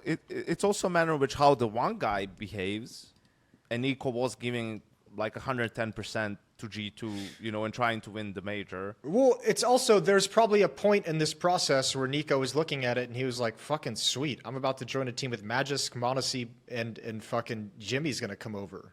And now you're looking at the complete other end of the spectrum, right? Like at some point but he he's going must to be have thinking known about the that team he could have had. He must have known that wasn't a guarantee, right? Hopefully. When he signed the deal, because otherwise that's hubris at its absolute finest. He's had to have had, you know, he should have had Nice. a clause or something where it's Yeah, like, if you don't get Monacy, I bail out. if we don't get, I don't know who, like, you know, I Could you have imagine? a get out of jail free card. Here's a question for you. If we're going to go down this trend of assuming that all the rumors we hear are just going to be accurate so we can chat about them, G2 potentially grabbing heavygod. I think it's great. Mob, that's got to be that G2 lineup looks better than this new Falcons roster for sure. I think if they Yeah, got absolutely. if they also made the play for spinx to replace Hunter, Ooh. I'd be in, right? Like I think, but they're not making that play. But if they made that play, that'd be huge. I already think that the heavygod edition is good. Like you look at where heavygod's Sweet. come to in such a short period of time. It was like endpoint into OG, and then into Cloud9. Cloud9. And he's had some like really hot moments as well, but he's still very young. Like the core of that team now, Malbs, Monacy, even though Monacy probably only going to be there temporarily, and heavygod, that's a really young core for the team. It's no dig at Hunter. I think Hunter can still definitely deliver. But if you had spinx there as well, then like the longevity of that team, I could get a lot more excited about it. But I still think it's a good pickup because Malbs is going to slot into a lot more of what Nico was doing, right? And now you won't have it in some of these situations where he was like kind of overlapping, and he won't have to anchor anymore on the CT side. So you can put heavygod in. Like even though heavygod is in some like rotator and more flexible roles, I think that they could balance it. That was going to be my question. It's really interesting because heavygod switched to a few more anchor roles in Cloud9 versus the more rotatey active roles that he had previously. So how exactly does he want to play CT sides now? Yeah, he obviously can. Malbs he did really did it. well as an anchor, I think, at the major. Yeah, Malbs did it also. So, I mean, those guys could even pick and choose some maps where they enjoy anchoring or don't enjoy anchoring and kind of switch up the duties a little bit if they really want to. But yeah, I'm with you. I think this is a sweet move as well. I think this kind of, although... Even especially if you think the spinx pick up into Hunter's position, I think one thing this move does, I think now I look at that, and while I've never been super high on the snacks hate, I think it does shift some focus of, you're losing Nico, who was a decent, or I don't know how to classify it, a good IGL when we've seen him pick it up in rare moments, especially recently, but also an important second voice in the team. And now that you don't have that, I feel like it puts a little bit more, as if there could be more pressure on snacks as the IGL to make this team actually work and function. But the power dynamic shifts now. Like before, it was essentially Nico's team, right? Like I know that Yanko doesn't like us saying that because it gets framed from he makes all the choices. But I mean in terms of more within the server. Like Nico's a very vocal player, right? He's going to say what he wants to do in a lot of the rounds or how he's reading the game, and he should do. He's one of the best. He's arguably the best rifler of all time, right? Like he should be having that level of impact within the rounds. But now you're going to have snacks in a position where he might be able to, they could potentially look at structuring things a little bit more, right? Or are they just going to go, okay, Malbs, now you have the responsibility of being able to fulfill exactly what Nico did. It'd be like, fuck me. Like, are you really going to give that to Malbs, who is still within his first year, like calendar year of playing for a top tier team against top tier opponents all the time? And then with the heavygod addition alongside of Malbs, the question becomes for the two of them, because now they're going to have to be the two delivering the most in the rifle capacity. How do they go in big games, right? Like consistently in big games, right? Because we've seen it for Malbs a couple of times. For heavygod, if they are getting deep within tournaments, it's going to kind of be the first time for him to be doing that. So how they handle the pressure and the nerves, that's going to be one of the bigger questions. It's not can they perform at a good level. Yes, we've seen it, but under the lights, saying that, oh, someone's setting off fucking fireworks. Whoa. But you shouldn't have fireworks. It's not legal in Australia to have your own fireworks. Wow, they're right out there. Fucking Well, hell. Your They're people on the are beach. known, Yeah. doing a great time. Yeah, fuck. Sorry, everybody. I hope we didn't scare anybody or wake alright. any children up or Happy New anything along Year. those lines. It fucking freaked me out a little bit too. But yeah, I think that and we're talking about nerves. Now I'm freaking out. I know. Now you got to do it under pressure. But yeah, that's going to be the concern for me. I think Hunter can still definitely deliver. Is this loud? How loud is this? It's pretty loud. But keep going. It's funny Did now. something happen at your place as well, Jason? Yeah, I think the baby dropped something right above me. All right. That's actually so funny. That's mental. Is his thing open or he's... Oh, it's the grand There's a finale lot of- now. oh, okay, It's the so grand he's- finale. He's showing it to us. Yeah. Yeah, that's beautiful. Bro, it was so funny in Belgrade, like at this place at the Belgrade waterfront, like they laid out like 2 kilometers of fireworks, like long. Yeah. to set off at midnight, but there's been so much fog the last couple of days. It's like that people that are standing across the river to see it, like they could barely even see these fucking fireworks that cost I don't know how much money, and that was just so perfect. And they just launch them all. Oh, they couldn't see any of them. Yeah, like the people, you know, like Did they cancel it, or do they still do it? No. They definitely fired them off. Okay. People All right. seem to be happy. People cheered. Yeah, So- right at the end. Yeah, They it was did a a good good show. It was job a of good not show. blowing themselves up. Yeah. I'm questioning the legality of that. You know, in Australia, everyone's gonna be put in prison now or something just for watching. Snitches Take get away your stitches, social Chad. media. What were we talking? Yeah, what were we talking about? Something G2, about right? G2, heavygod, yeah. Yeah, I don't know. I don't remember the The exact point you were going to. Nico losing a voice. The Nico, power more vacuum. responsibility for snacks. Yeah, but Jason hasn't started talking about liquid yet. We haven't gotten there yet. I want to say one thing about heavygod either too. I think because I think like one thing I feel like at the major I saw like really good CT sides and really weak T sides out of him, but I lend that most to I think the calling of Cloud9. I thought the Cloud9 offense in the major was so atrocious that I actually think heavygod's gonna. I think heavygod's gonna do a good job on the T side when he gets into when he switches over those sides. I think we'll see a different level out of him for G2. But I think this G2 looks way better than this new Falcons for sure. Yeah, I don't think there's a doubt in that. Just wonder how they handle it in the end. Does like Malbs just take over Nico's roles, then Hunter gets his old roles back, and then they have heavygod to sort of fill in the gaps, be that second anchor on CT side, and play a little bit more in the group. I think that would be really strong for them. So a nice little pickup. Just crazy how sort of Cloud9 just this bad like unfold. I don't know what's going on there. If they will shut down shop or They should. or try to build. They definitely should. Yeah? Because Icy's gone to VP, right? Boomich and Axel are rumored to be going to Bet Boom, and that's going to be You alongside don't of think they should try Siren. to pick up a new team? If they are going to, then they should just do it North American based. I think for Hell Cloud9, yeah. it doesn't make any sense to be doing what they've done anyway. Like at the time that they picked up this roster, it was like, okay, like that's Gambit, right? It makes sense. They're pretty good, and that was pretty much as the whole conflict was kicking off, really. So it was contentious at the time for them to be picking up that team, but now it doesn't. It just makes like less sense, right? From multiple different angles, the team hasn't been successful. It's just like, hey, if you're gonna be giving anyone money, fucking see if you can build a North American team. Give it a Hasn't go. even looked like it's on the right path at any. Yeah. Dude, it's a shame. You want to talk about how brutal this industry can be, and I think the Gambit pickup for Cloud9 was amazing, rewarded with the win in Dallas. And then, you know, when that kind of sort of comes to its end, the pickup of bringing Electronic and Perfecto in on paper was like, this is fucking incredible. That blew up and fell apart. It's like, it feels like they've made some really smart and wise and correct decisions in the moment, and then it's all just gone the other direction. None of it's actually lived up to how good it should have been. Yeah, it's kind of sad for Cloud9. Can't find success in Counter-Strike the last 5-6 years or so, really, ever since the Boston The major major. win. Yeah. Yeah, pretty much. #worth. So yeah, we'll see what they end up doing. I think it's always awesome to have an org of Cloud9 stature in the scene. I hope they don't leave Counter-Strike again for a while, or they might have to temporarily while they figure out what it is that they want to do. Come back to NA, boys. Yeah, just before we move to that, I just want to say one last thing about the G2 roster. I want for Hunter to take like more responsibility, for He him needs to to. sort of be that second voice, right?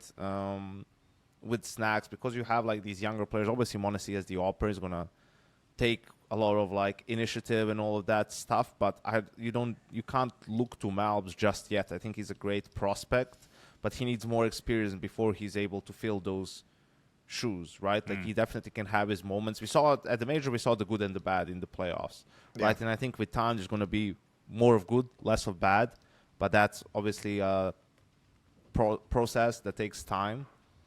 So excited to see how that goes, how they set it up with this new lineup in terms of the approach. G2 ended the year as the #1 team in the world. Like the VRS rankings today, G2 is the #1 team in the world still, which is kind of wild and tells you a little bit about, you know, the ranking, and maybe it needs a little bit more tweaking, but just sort of as perspective for people. And then like this whole Monacy situation, man, it's kind of also like, is this going to be the roster that gets Monacy to extend his contract with G2? I think one more move. I One don't more know. move and it could be it. How would you base it if you were Monacy, right? Put yourself in his shoes. So what would need to happen with this roster for you to want to stay? you just have to play really well and like sort of be winning and have a good vibe in the team, which is not impossible. None of that is like impossible. Like that could happen. It's just how high are the chances of that? And also, people talk about a lot about his relationship with Nico, which is great, and we see it on camera. We see it all the time. How big of a difference not being on the same team for 6 months is going to make? Sure. Like, is he going to care as much? Is he not going to care as much? It's going to be like, well, this is just a job now, I guess. So, you know. Nah, he still seems like he's got that fucking fire, that like young gun, grindy mindset. I think Well, he's yeah, gonna but be... he definitely, he's not going to lose that. I don't think he's going to lose that. Like, unless the team atmosphere is dog shit, and then he's like, well, then just get me out of here.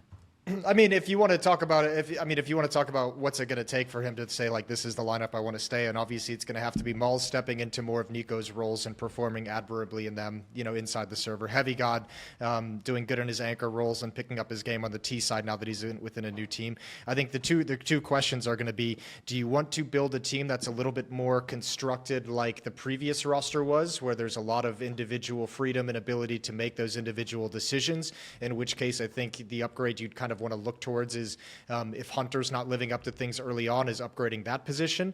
And the other one is if you want to bring in a little bit more tactical thing, the move you want to look at is more your snacks, upgrade your IGL if the opportunity presents itself, or upgrade your coach if you want to bring in someone more tactically minded. So I think it just depends on the way that, you know, after the first few months of playing together, they decide, is this going to be a team that's geared more towards kind of the improv individual defaulty style, or is this going to be a team that needs a little bit more structure and a little bit more tactics to it? And that kind of points where G2 would want to upgrade, you know, probably after the first major. But, you know, if it happens quick enough, if you make that decision, you could probably pull the trigger on something else. Well, let's think about it from this perspective, right? Because what teams could m0NESY join that would give him the best chance to win, right? Because at the end of the day, as a player, the thing that you want to do the most is win the tournaments, right? So if you look at, he wouldn't be joining Vitality, right? Because they have ZywOo. So that's not going to happen unless ZywOo decides, I'm just going to rifle, which I don't think that's going to be the case. So then outside of that, you could think Na'Vi, right? He could return to where he was part of the academy. He could replace Wonderful. Nah, No, you don't think so? not getting him. Okay. No, but I'm not saying that right this second, but I'm just saying, you know. Yeah. I would say let's take the Not for likelihood of it Counter-Strike happening. reasons. You know. Oh, yeah. No, you're right. You're right. Na'Vi won't because he's Russian. There you go. No, that's fine. FaZe? FaZe would be one if they want to go for an upgrade from Brokey. Mate, send him to Spirit. Replace Shira. Spirit. People are going to think that's sacrilege, but still, I fucking get him in there.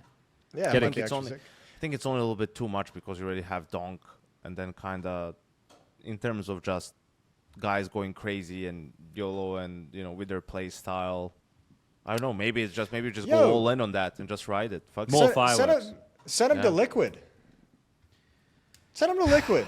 All right, let's talk about Liquid. He's waited this long, Yanko. We've kept him waiting this long. Let's talk about Liquid. All right, Jason, how do you feel? Oh, I fucking love it, dude. It's because you've been the biggest yekindar hater. You're in the green rooms all the time. You're like, this fucking you know Latvian cunt going in first, not getting any fucking kills. Get him out of this fucking team. And it's really the emphasis on Latvian that I want to make sure everyone really keys into there.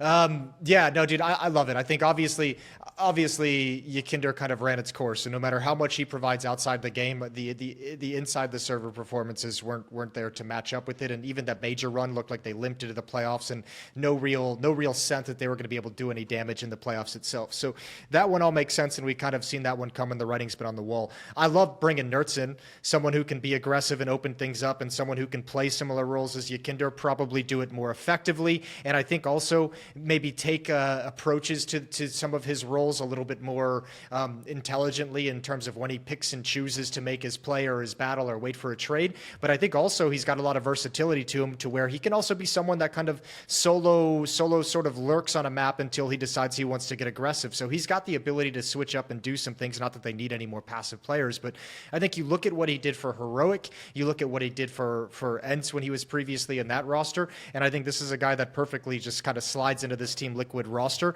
I think there's still going to be some things they have to work up and brush up on in other areas of the map to improve, but I think nertz immediately is a crazy firepower upgrade and someone who can give you some magic moments. So I think this is an awesome pickup for Team Liquid and should have them battling for a spot in the top 5, I'd say. Should have. Okay. So the problem with this, Jason, because you're gonna get you're gonna upset the roll cells. You've already upset them. I don't give a fuck about them. All right. Well, I'll speak for them because I don't agree with them, but not at least not all the time. Sometimes they're all right. But Jason, this isn't like a 1-for-1 kind of change with Yekindar for nertz, right? They don't really fit the same profile in term because like the way that Yekindar was using himself was maybe a little bit more similar to how you would see some in-game leaders going in for that. 2014 Apex. Well, yeah, but also like how in-game leaders are going in to try and make that space, right? Because you look at this Liquid roster, and yeah, you said they don't need more passive players. Well, be getting painted with that brush is JKS, NAF, and Twist, right? Twist also gets painted with the passive brush. And nertz coming in, he doesn't, even though he's explosive, and I think he's a game-changing type player and can be very good. And I think he's a great player. I'm happy for the pickup.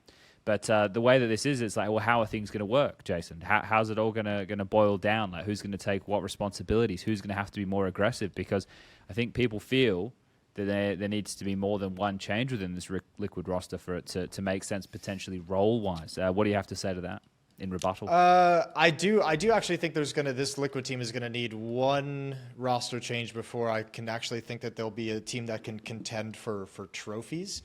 I don't know what it would be, but I think with the nertz acquisition coming in, I think the system should be something along the lines of nertz being nertz and Twist kind of being a duo that are active and aggressive together to open up parts of the map. Like those two guys supported by either NAF or supported by either Ultimate with the AWP should be taking kind of the space taking core in those additional gambits to take parts of the map on the T side.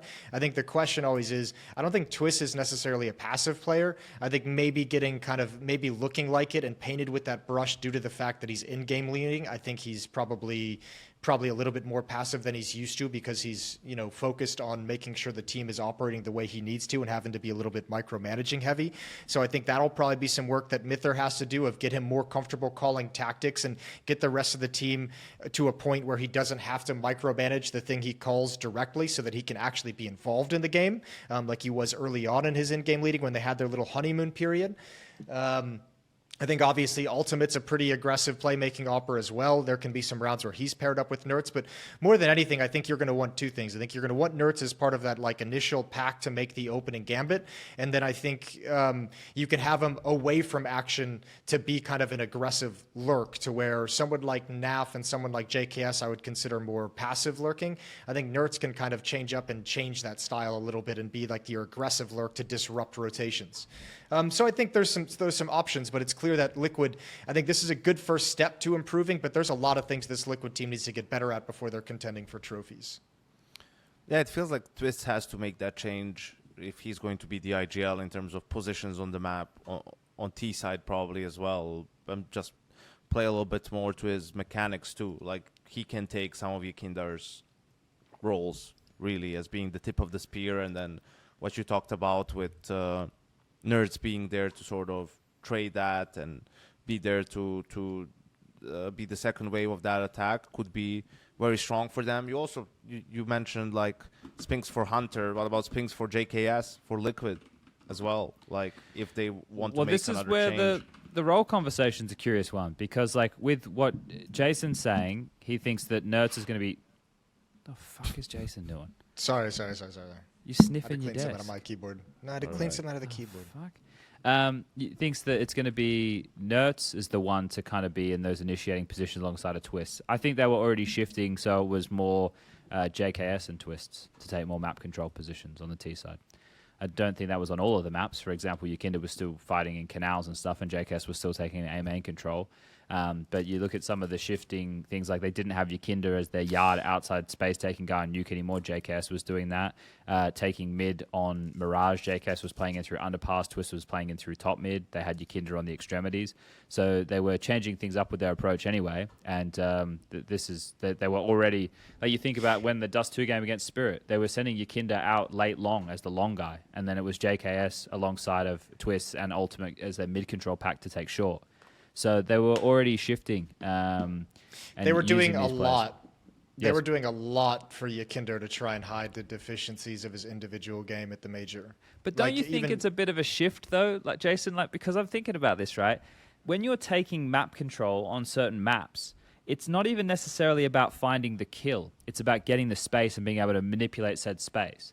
So if you're getting across secret, then you could potentially just be the player going down low and looking for a kill, or you could be the player manipulating the rotations and being able to activate late, coming back up secret, depending on what the round really entails. And I think players are better suited to that than Yekindar. I think when they had Yekindar playing on Nuke in some of those games, they were using him in lobby, and they were like, Yekindar, you have really good aim. We're going to remove the amount of options for you getting spammed through a smoke or running and dying. You're just going to walk ramp, and you're going to shoot the ramp holder in the head. And he did it, right? They were using, and that's the shift of the game, right? I feel like the way that the tactics play out and everything like that. So it was trying to put him in a position that was more comfortable to get the most out of his assets in the meta. Which I don't think they were hiding deficiencies. I just think they were trying to use him more aptly. Maybe. There's probably a little bit of that. I think you could look at it, I think you could look at it both ways, because when I see that, I'm like, I think Yekindar, when I've seen him in those positions over the past year and when he's been in this slump, I feel like he's really... I think his decision-making has leaned towards making the play and trying to find the kill in situations where you don't necessarily... Like in your example of crossing over to secret, on some point, it's just as important to hold on to the access of secret so that the lower bomb site is a danger, than to go get the kill. But I think Yekindar's decision-making was always, let me go try and get this kill. And then they would not only lose the fight and then lose the control, and then the map shrinks and then your options shrink. And I think that was them hiding the deficiency. But also probably putting him in a situation where his talents can be used more appropriately. So I think there were some intelligent moves they did. I think the real idea of hiding the deficiency, I noticed on the CT side, we talked about this a bunch, in my opinion, that whole defensive game plan they had where it was like, let's use Yekindar like an AWPer almost, where we'll have him at every part of the map where we want him to push and be aggressive at a certain timing. Anywhere we put Yekindar, at some point, we're going to activate him for an aggressive push to go get information, to go get into a fight. And I felt like that was more hiding deficiencies, where him playing passive in his roles and still making decisions to go for fights in different areas. They were just kind of like, you know what? Let's just use you as someone that we want to go find a fight. And I think it's hard to make that work. I think that the nertz addition for the CT sides is phenomenal, right? It doesn't even matter how you square up a lot of these positions, but you have two really strong CT-sided anchors in NAF and JKS who can take both of these bomb sites and they can do what they need to do. And then in the more rotating type CT positions where they get to initiate a bit more or read the play, you got a nertz and you've got a twist. So I'm like, oh shit, that's great. I think nertz is a lot more reliable in those scenarios than Yekindar is, because you're bang on. Anubis was that prime example of where they were using him for a lot of those aggressive maneuvers. And then you have Ultimate, who needs to pick his battles a little bit more and not be so stubborn, but he's still maturing into what Tier 1 Counter-Strike is going to look like. So, we'll give him another season to see if he's able to develop in that fashion or if he's just going to go down as another bad liquid AWPer, right? Because you're starting to get a bit of a laundry list over there, unfortunately. So the CT sides, I think, is where we're not going to have so many issues. Said that about the previous lineup, though, as well. Remember when it came together? We were just like, this team should not have problems on CT side. True. Lo and behold. But yeah, I do think that currently nertz is a better player than Yekindar. I don't think that's a stretch to say. I think that the thing, just to kind of cap off on the Yekindar point, and I'm not making excuses for the guy. I quite like the guy. He was always quite personable to talk to. But over the years, you saw differences in his personality when we were doing on-camera things because of how he was potentially being perceived or how his performances were going. And obviously, Liquid put that thing out about his struggles as well. But there was that period of time. So he came in and he was like, oh, the savior of Liquid. He's helping us with the macro, everything from Jame, blah, blah, blah. Right. Then he takes over the leadership mantle. It doesn't quite work. There's a lot of chopping and changing around. But you talk to anybody on that Liquid roster and they say, in terms of the work that he's putting in and the effort and what he's helping with, it's all really positive stuff. I just think for a young man to get thrown through the ringer of that, and he was more extroverted and outgoing, right? But he got whacked on the nose with a newspaper. He was a Labrador, and he got a little bit too excited one day, and the owner got mad, and now he's not an excited Labrador anymore, right? And I think that this is probably the best thing for Yekindar, even though it sucks that he couldn't find the success that he would have been hoping for on Liquid. I think a fresh start somewhere else is what he's going to need, because to reinvent yourself after you've already gone through all these different iterations in Liquid and you have so much negative press and pressure around you from a community standpoint, you're never going to shrug that. So every time that you're, unless you just one day wake up and you're fucking reborn again, the mental side of this is the toughest side of this. So I hope he does find success in the future, but I think this is a good thing for him and a good thing for Liquid. His style, I think, doesn't really. It obviously doesn't work if you're not individually on point. And I think the meta, when he breaks out, was during a meta change in the online era. And I think right now there's another meta shift that's kind of taken away some of his strength, and obviously also just so much fucking talent across the board. It's going to be hard to have that success. Maybe he should take this time and just kind of. What if he spends the next 3 months practicing 6 inches away from his monitor? What if he just decides, I don't need to. I like that. I wish he would, but he's done both, right? He's been close, then he tried to get a little bit further away. I think that he should reunite with Jame and Norbert. Might as well at this point. That was going to be my sort of... Were they going to Parivision? Is that what the rumor is? I don't know where they're going. Jame. I don't know if they're going anywhere.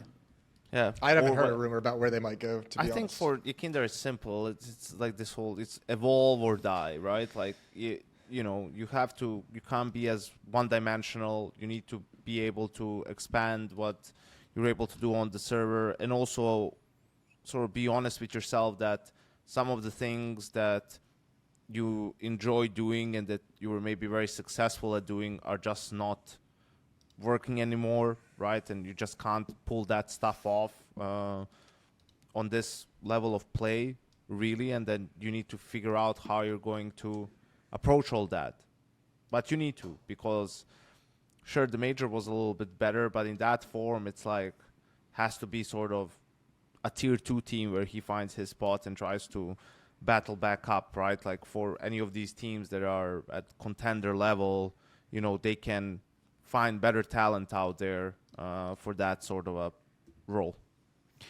Yeah. I was just surprised also on Liquid. Because I was surprised.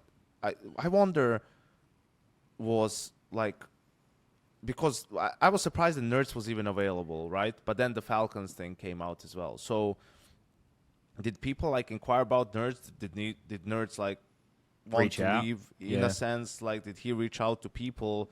And then after that, the Falcons thing happened? Or was there the Falcons thing? Because we know nertz is not going to Falcons. And then once that sort of started happening is when he looked at things as well. Liquid reached out about nertz for the JKS position in the middle of the year, right? So they were already interested. He was already on the radar. They were already interested in nertz. So maybe those conversations just resumed towards the tail end of the year. I'm not certain, but yeah, I know nertz was on the radar for Liquid.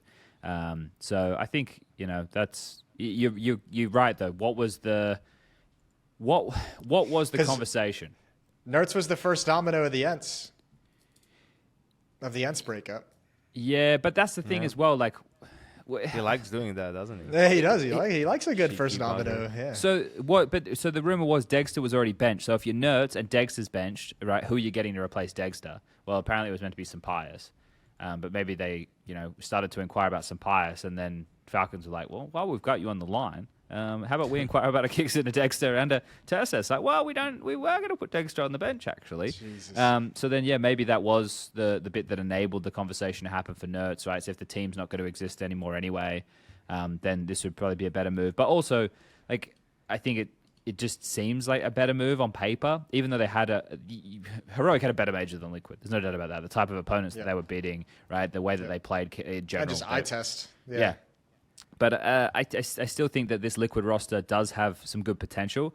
I think for Justin, it's going to be really important for him to be able to show, because he did it on FaZe when he was standing in, right? He stood in for ropz and he stood in for Rain. So he did two very different versatile roles there. But Justin's no spring chicken. He's 29 now or 28 now, whatever the fuck he is. His birthday was in December during China.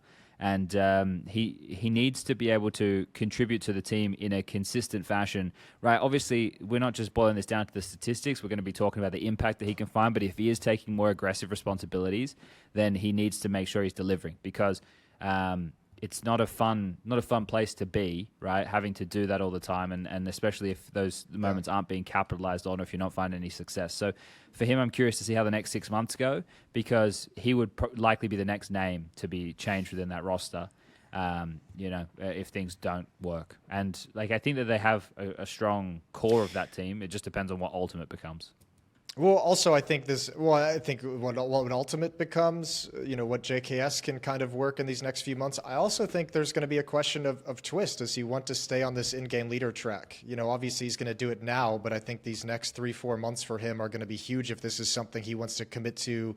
Which he already has committed to it, but if he wants Depends to on stick who to it becomes long term, available, though, right? or if the next pickup is going to Yeah. be an in-game leader when they have the opportunity. At the moment, it's hooxi. You could get hooxi. Yep, that's it.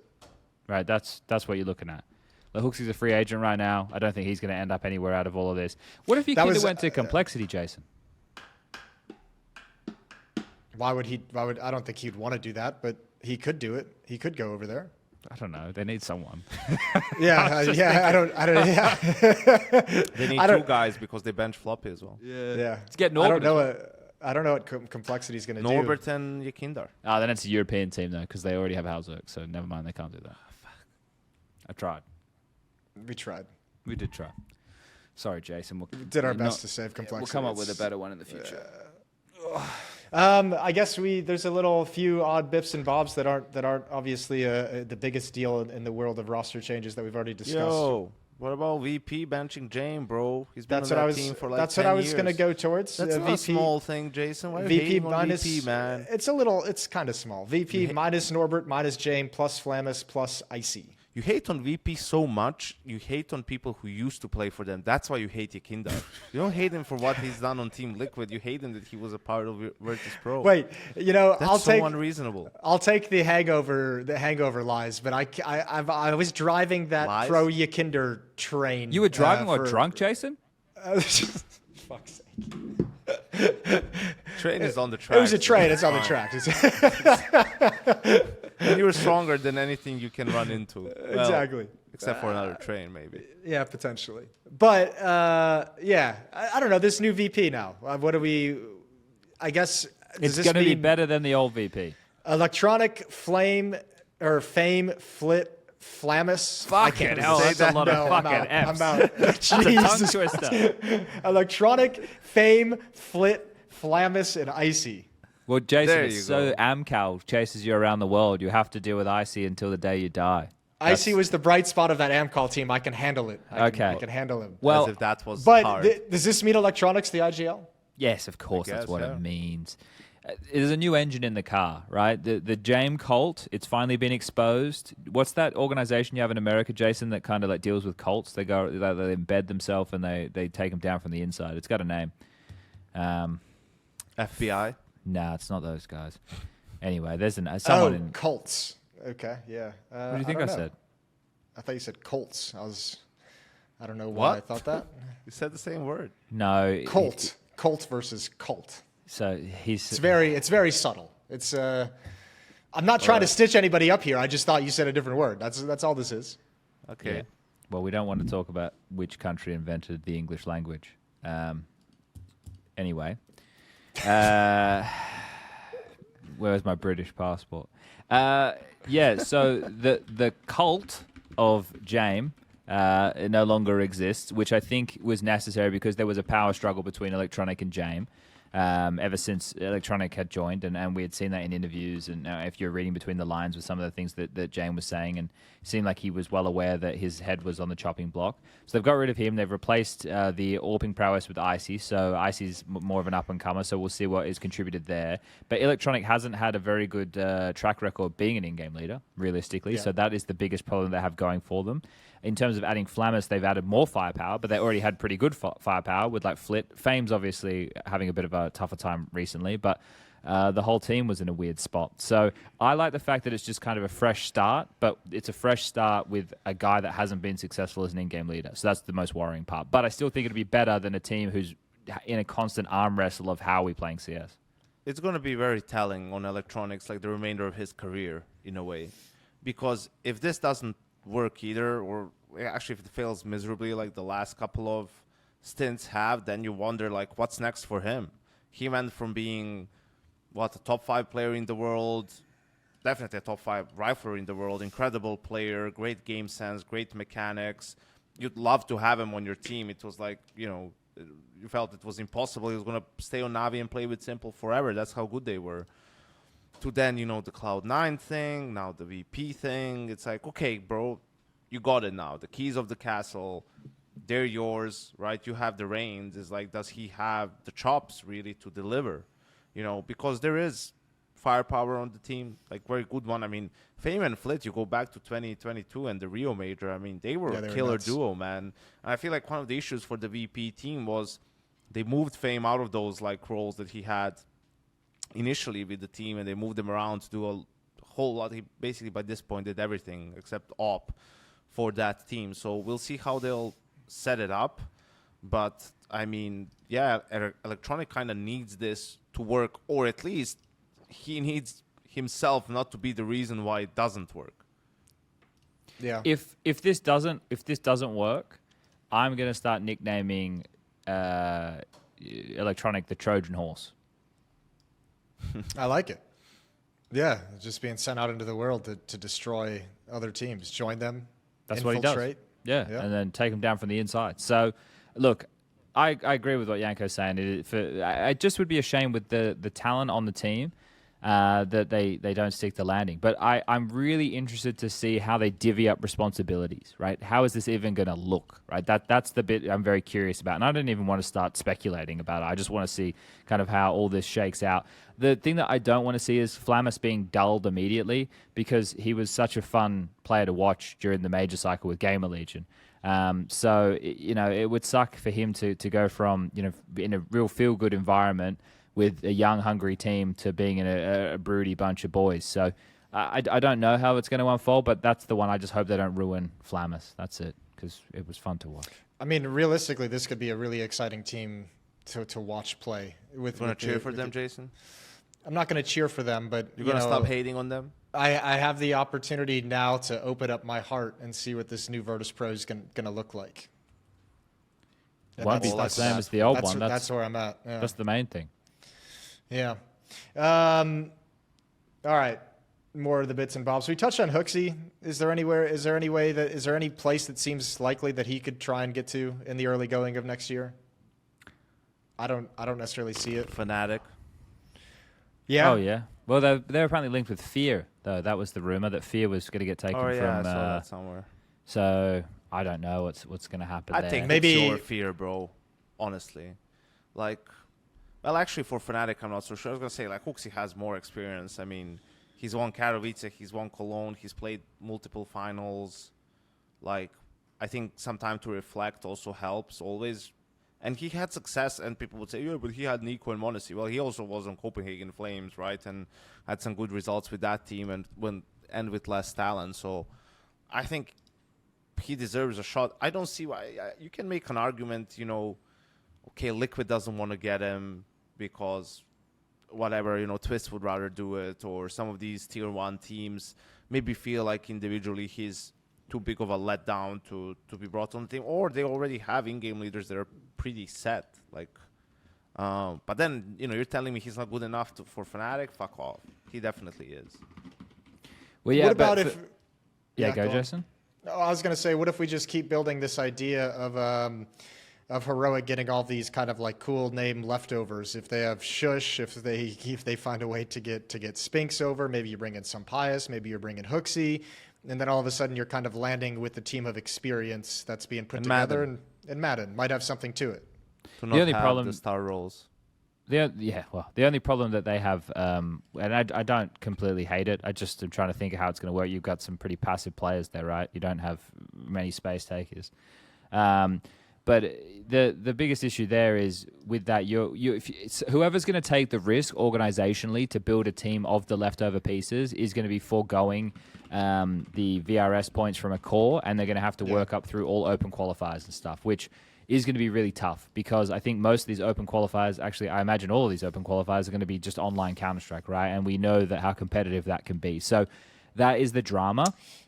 Yeah, but if you're Heroic and you're already agreeing to potentially lose nertz and sell him to Liquid and sell Tess's, Dexter, and Kixen, you've already kind of made the decision that the money that you bring in from those is worth having to start over at the bottom. Unless they do something crazy, right? Like imagine that they got the Game Legion core. They brought ZTR over to in-game lead. They got Slend and Volt or Torsen or something, right? Like, and then they just completely rip the heart out of Game Legion. Or they get Jambo. They get Fear. They have, I don't know, if any, I don't know, right? I'm getting a bit kooky and crazy with it. But we know that they got a lot of money. Well, I don't know how much money, but over the course of the year, they would have gotten a lot of money for the, like, let's say they're selling nertz as well, and these three players. There's going to be money for Heroic to work with, where they could try and do that just from a lower team, which sure doesn't mean that it's going to give them direct invites and stuff, but it will put them higher as opposed to having to go into these qualifiers. So I like, if you're a player, if you're like a hooxi, you're probably hoping that you can get into a team that already has VRS points instead of being a part of a new project, because you cut out a lot of the bullshit. But at the end of the day, I think beggars can't be choosers, right? And how long do you want to be sitting on the sideline? So the opportunities that come your way, especially as you're getting older as a player, it doesn't matter so much for an in-game leader. But some of these other names, you're going to have to take whatever comes at some point, or you just don't. You could just not, right? Like that's an option too. So. But yeah, I don't know. Like with this, there's so much wild speculation that we could be throwing out there, which is why it's tougher to talk about these, because I'm not in these backroom conversations. I'm not like in players' DMs. I'm not talking to I don't know what the fuck's going on. I'll just see what news comes out and try to be excited like everybody else, and see what's going down. Okay, here's a fun one. Big dropped Syrson again. And Rigon. And they've also dropped Rigon. So they're in a bit of a restructure. I don't know what they do. This is the thing. Like, do they just get the guys from alternate attacks? Like, there's that, is it Hyped, right? There's that kid. He's the AWPer, I'm pretty sure. But then what other German players would they be looking at to kind of bring in? So I'm really not certain what's going on there.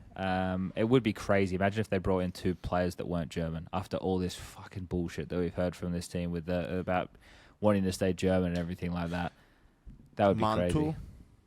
And Gate. Didn't Mantu who? Gade. Oh wow, yeah. Fucking hell. Yeah. Gid. And Zentaris somehow. Yeah. Oh man. I don't know. They haven't announced where they're going yet either. It hasn't come out who they're looking at in any way either. I think it's just they've announced the drops. The one I was that's surprised it didn't renew Rigon. Felt like he's the lowest rated player at the major and had some stinkers. Had some real stinkers. Yeah. The thing that I'm interested in the most is Kyousuke and where he's going to go. Obviously, it goes saying that he's not going anywhere for the next 6 months or whatever. He's going to stay with Spirit. But we already had the Donk revelation coming quite quickly. Do you think if you're Kyousuke, you just stay in the academy for the next? You just stay until they need the upgrade in the main team? Yep, I give it. I think you wait a little bit longer and you see if you can just get plugged in for the first part of the year. I feel like that's what's. You're in no rush if you're Kyousuke at all. It's only 16, so yeah.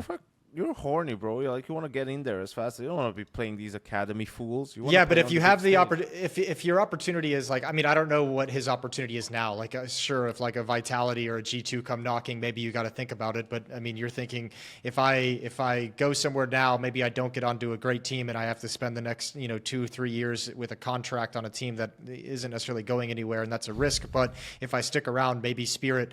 They were probably on the verge of making a change at some point during the year. The conversation certainly probably happen, and you're thinking, if they don't kind of live up to the hype of winning the major, and there's still some struggles to start the next year, I can get plugged in pretty quick. And I think if you're Spirit, you should have that mindset too. Is if we have struggles, we have this young guy who's already shown talent, and let's play for talent above all else. Bro, I said this I think in the last episode. I think it's just Mag has bought himself 3 months to a season with the finals performance, and Spirit is like, fine. We'll keep you on a little bit longer. As soon as shit starts going south, they just bring Kyousuke for him. And I don't. Yeah, really I think that's probably what happens as well. I don't really care if they're 1-for-1 or anything. Like the kid's 16, he can make some adjustments. They can make it work, right? Yeah. Like a good player is a good player, so they could definitely make it work. And yeah, I think either that happens or someone will get him for a good team to play for them. Like he's not gonna play out the year on Spirit Academy. I wrote this down. And just if Spirit should most definitely promote him during the season. or at the Okay. end of the season, like at the middle of the year. That's it. It would be crazy to sort of let a talent like that go to another team, because then you have like a 17 and an 18-year-old. Yeah, I think you, You know, do and whatever Shiro is like needed. 20-something if you think he's good or whatever. But I think you do whatever you can to keep Kyousuke in the spirit umbrella, and then you just wait for the moment to throw him in. Yeah. Well, and for him as well, it might seem enticing to go for that because you get to play. Like the thing with the academy team on Spirit, as far as I understand, they ban the same map as what the main Spirit roster bans, right? They don't play Inferno, I'm pretty sure. I think they actually are trying to filter players up if they are deserving. So there are some other good players on that academy roster as well. I will tune into some of their games, so it'll be interesting to see what happens over there. But gentlemen, I wrote this down. And I wanted to, because we're at the end of the year or the start of this one, and the HLTV award show is coming up, which I'll be seeing you guys at in a week's time.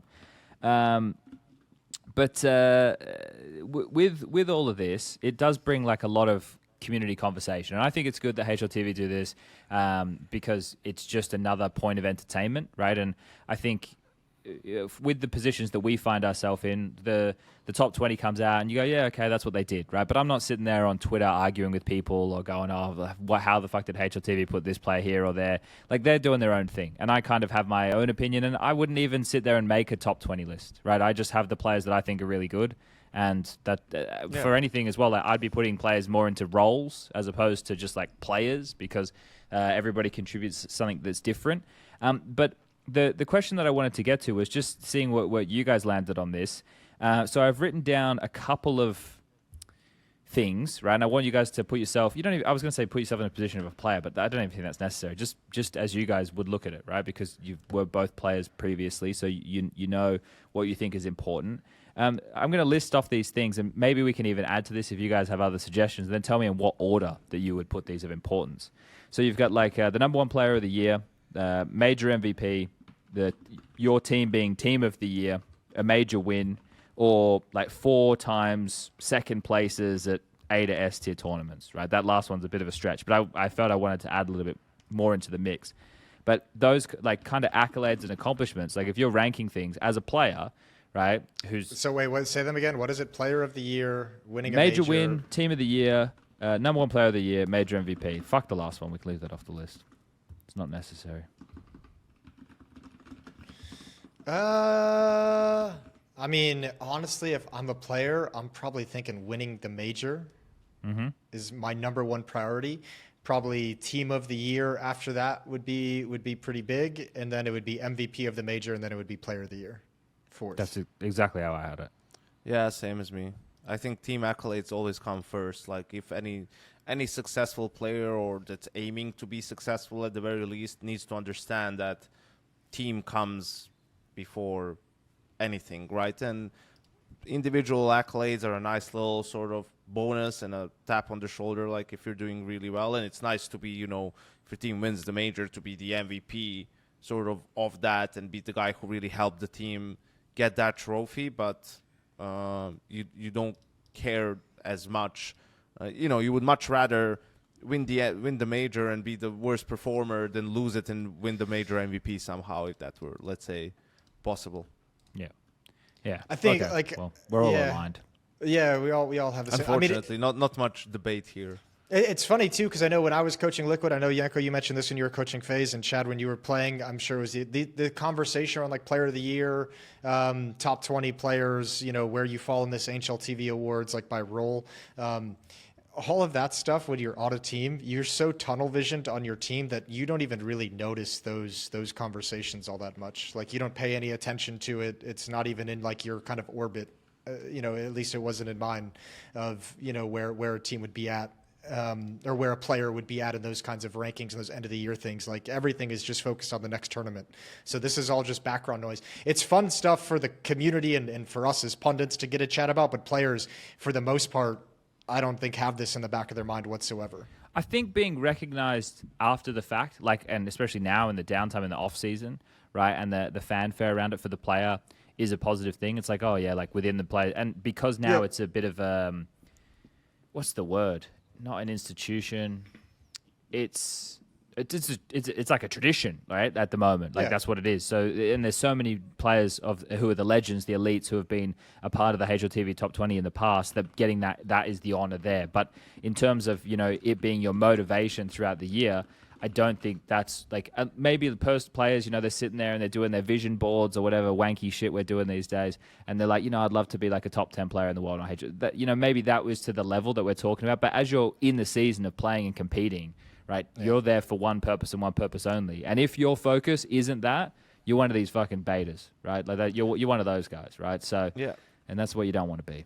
I'll say I can understand, for example, for a younger player or someone, for one of his wishes to be, let's say, on the top 20 list, because by now it has like prestige assigned to it, or it's viewed as a prestigious thing in the community. So that's sort of a nod that you've had a good year, that you've improved. Even though it's tough for me, like someone asked me about, what do you think about like the list this year? It's a little bit more controversial. I don't really care about it as much. I don't want to sound like shitty about it, but it's really a lot of it is just based off of stats. And sure, some of the stats they take into account big events, playoff games, all of that, but there's still things that we're not taking into account, where if you do something based off of stats, for me doesn't give you the full picture. And it goes by seeing like some of the players that are going to be like super high up. I made the thing about Shiro in one of the previous episodes, where he's going to be 6'5" this year or something like that. Again, I don't think he's that high up. I think he's like borderline top 20 player, really, in a sense, because of the things that he does as an opper are very sort of specific, and he's a player that thrives within a system and is very good for Spirit, because they have someone like Donk and guys who can create space, and then a more passive opper like him can still have his moments. But I think, without Donk and someone else on that team, I think Spirit is a, completely different squad, and I don't think Shiro would be the guy that would keep them in the conversation or in contender status, right? I think he can be a pretty decent second fiddle, sort of, but he cannot be the lead. On the server stuff, some of the a little bit sort of like emotional personality stuff, maybe a little bit, but I'm not saying he's a bad player. I think he's a good player. I just don't think he's top 5 player in the world material, right? And that's like what sort of sometimes, and also I think probably because the last couple of years it's been so obvious who's the number one, so that kind of just sort of defeats the suspense. When the suspense isn't there, it's like takes some of the fun out of it. But yeah, I'm with Chad, where it's more looking about, I think this guy is like a really good player. It doesn't have to be on a really good team, doesn't have to be someone who's had a lot of team success, but when you watch a guy play, it can be like, all right, this guy knows his shit. Like, he can play for a better team, maybe he can hold his own and stuff like that. Yeah, I would have a really hard time if I was tasked with building a top 20 list and having to come up for like justifications as to why I would put every player where. Like, for me, it's clear who the best 3 players are this year, and that's the most exciting thing about the top 20 this year for me, is we have this field that is a bit more open, and you have these players who all kind of deliver something different, and they have their own identity, and it's really quite cool. Like, it's really cool. Before, it was Zoe versus Simple, and they were obviously still different in terms of their personality, but both delivering like massive carry performances for their teams. That was fun within itself, and it was between the two of them. But now that it's a bit more open, I think that's great. And then outside of that, you have other elite level players who have had great performances, like Unico's of the world, right? And they, by still getting recognized as probably a top 5 or 6 player in the world, like that I think is cool. But I'd put them in like different bubbles, right? In different areas or different definitions. Like, these guys are AWPers, and these guys are this, and these guys are that. But it's just, I see so many people on Twitter and stuff as I'm flicking through, just getting into these like heated debates, and I'm getting tagged in things. It's like, well, these guys were using SnapTap here, and I'm like, what the fuck? Like, what are you guys doing? Like, it's fucking Christmas time. Like, go do something. Like, what the fuck are we doing? And I'm just like, I get it. Like, it's great that it's an extension of the entertainment, but if you want to make your own top 20 list as an individual, like a literal any human being in the whole world, just do it. Just make your list, and like, that's your list. That's your perception. So yeah, I just think that everybody, shouldn't get so upset about what HLTV are putting out there. You get to make your own choices. Yeah, because do that's your what own it list. is. Yeah. I found it funny the amount of people. I think it was Maui who was going hard on like elige being only, what was he, 19th or something like that. And then Maui went and did his own list and like shifted him up to like 17. And I was like, and this isn't even a bash on, this isn't meant to be a bash on Maui. I think putting together a top 20 list is always going to be hard. And when you actually try and do it and create some criteria that you have to stick to for all 20 players, it gets a little bit dicey as you go deeper into things. So, yeah, I think every person just has a different set of criteria that are more important when creating lists like this. And HLT have their own criteria. Thorn would have his own criteria. Maui's going to have his own criteria. We would have our own criteria. So every list is going to have those changes based off where the importance lies in your own head of what's good for Counter-Strike. And that's the fun, is the debate of those factors of a player's game, not who is number 15, not who is 14, who is 9, at least to me. At least to me. Well, boys, we've been going for 2 hours to kick off this new year. I want to go to bed. Yeah, I think. Yeah, it's getting late for you. I want to go have lunch. Yeah, I'm going to go get breakfast. That's it. And next week we'll have dinner at my place. Yes. It's a beautiful thing. Yeah, Well, all how right. that works. Cool. All right. Goodbye. Cheers, boys. Peace. I have to hit the end button. I have to hit the end button. Don't close it.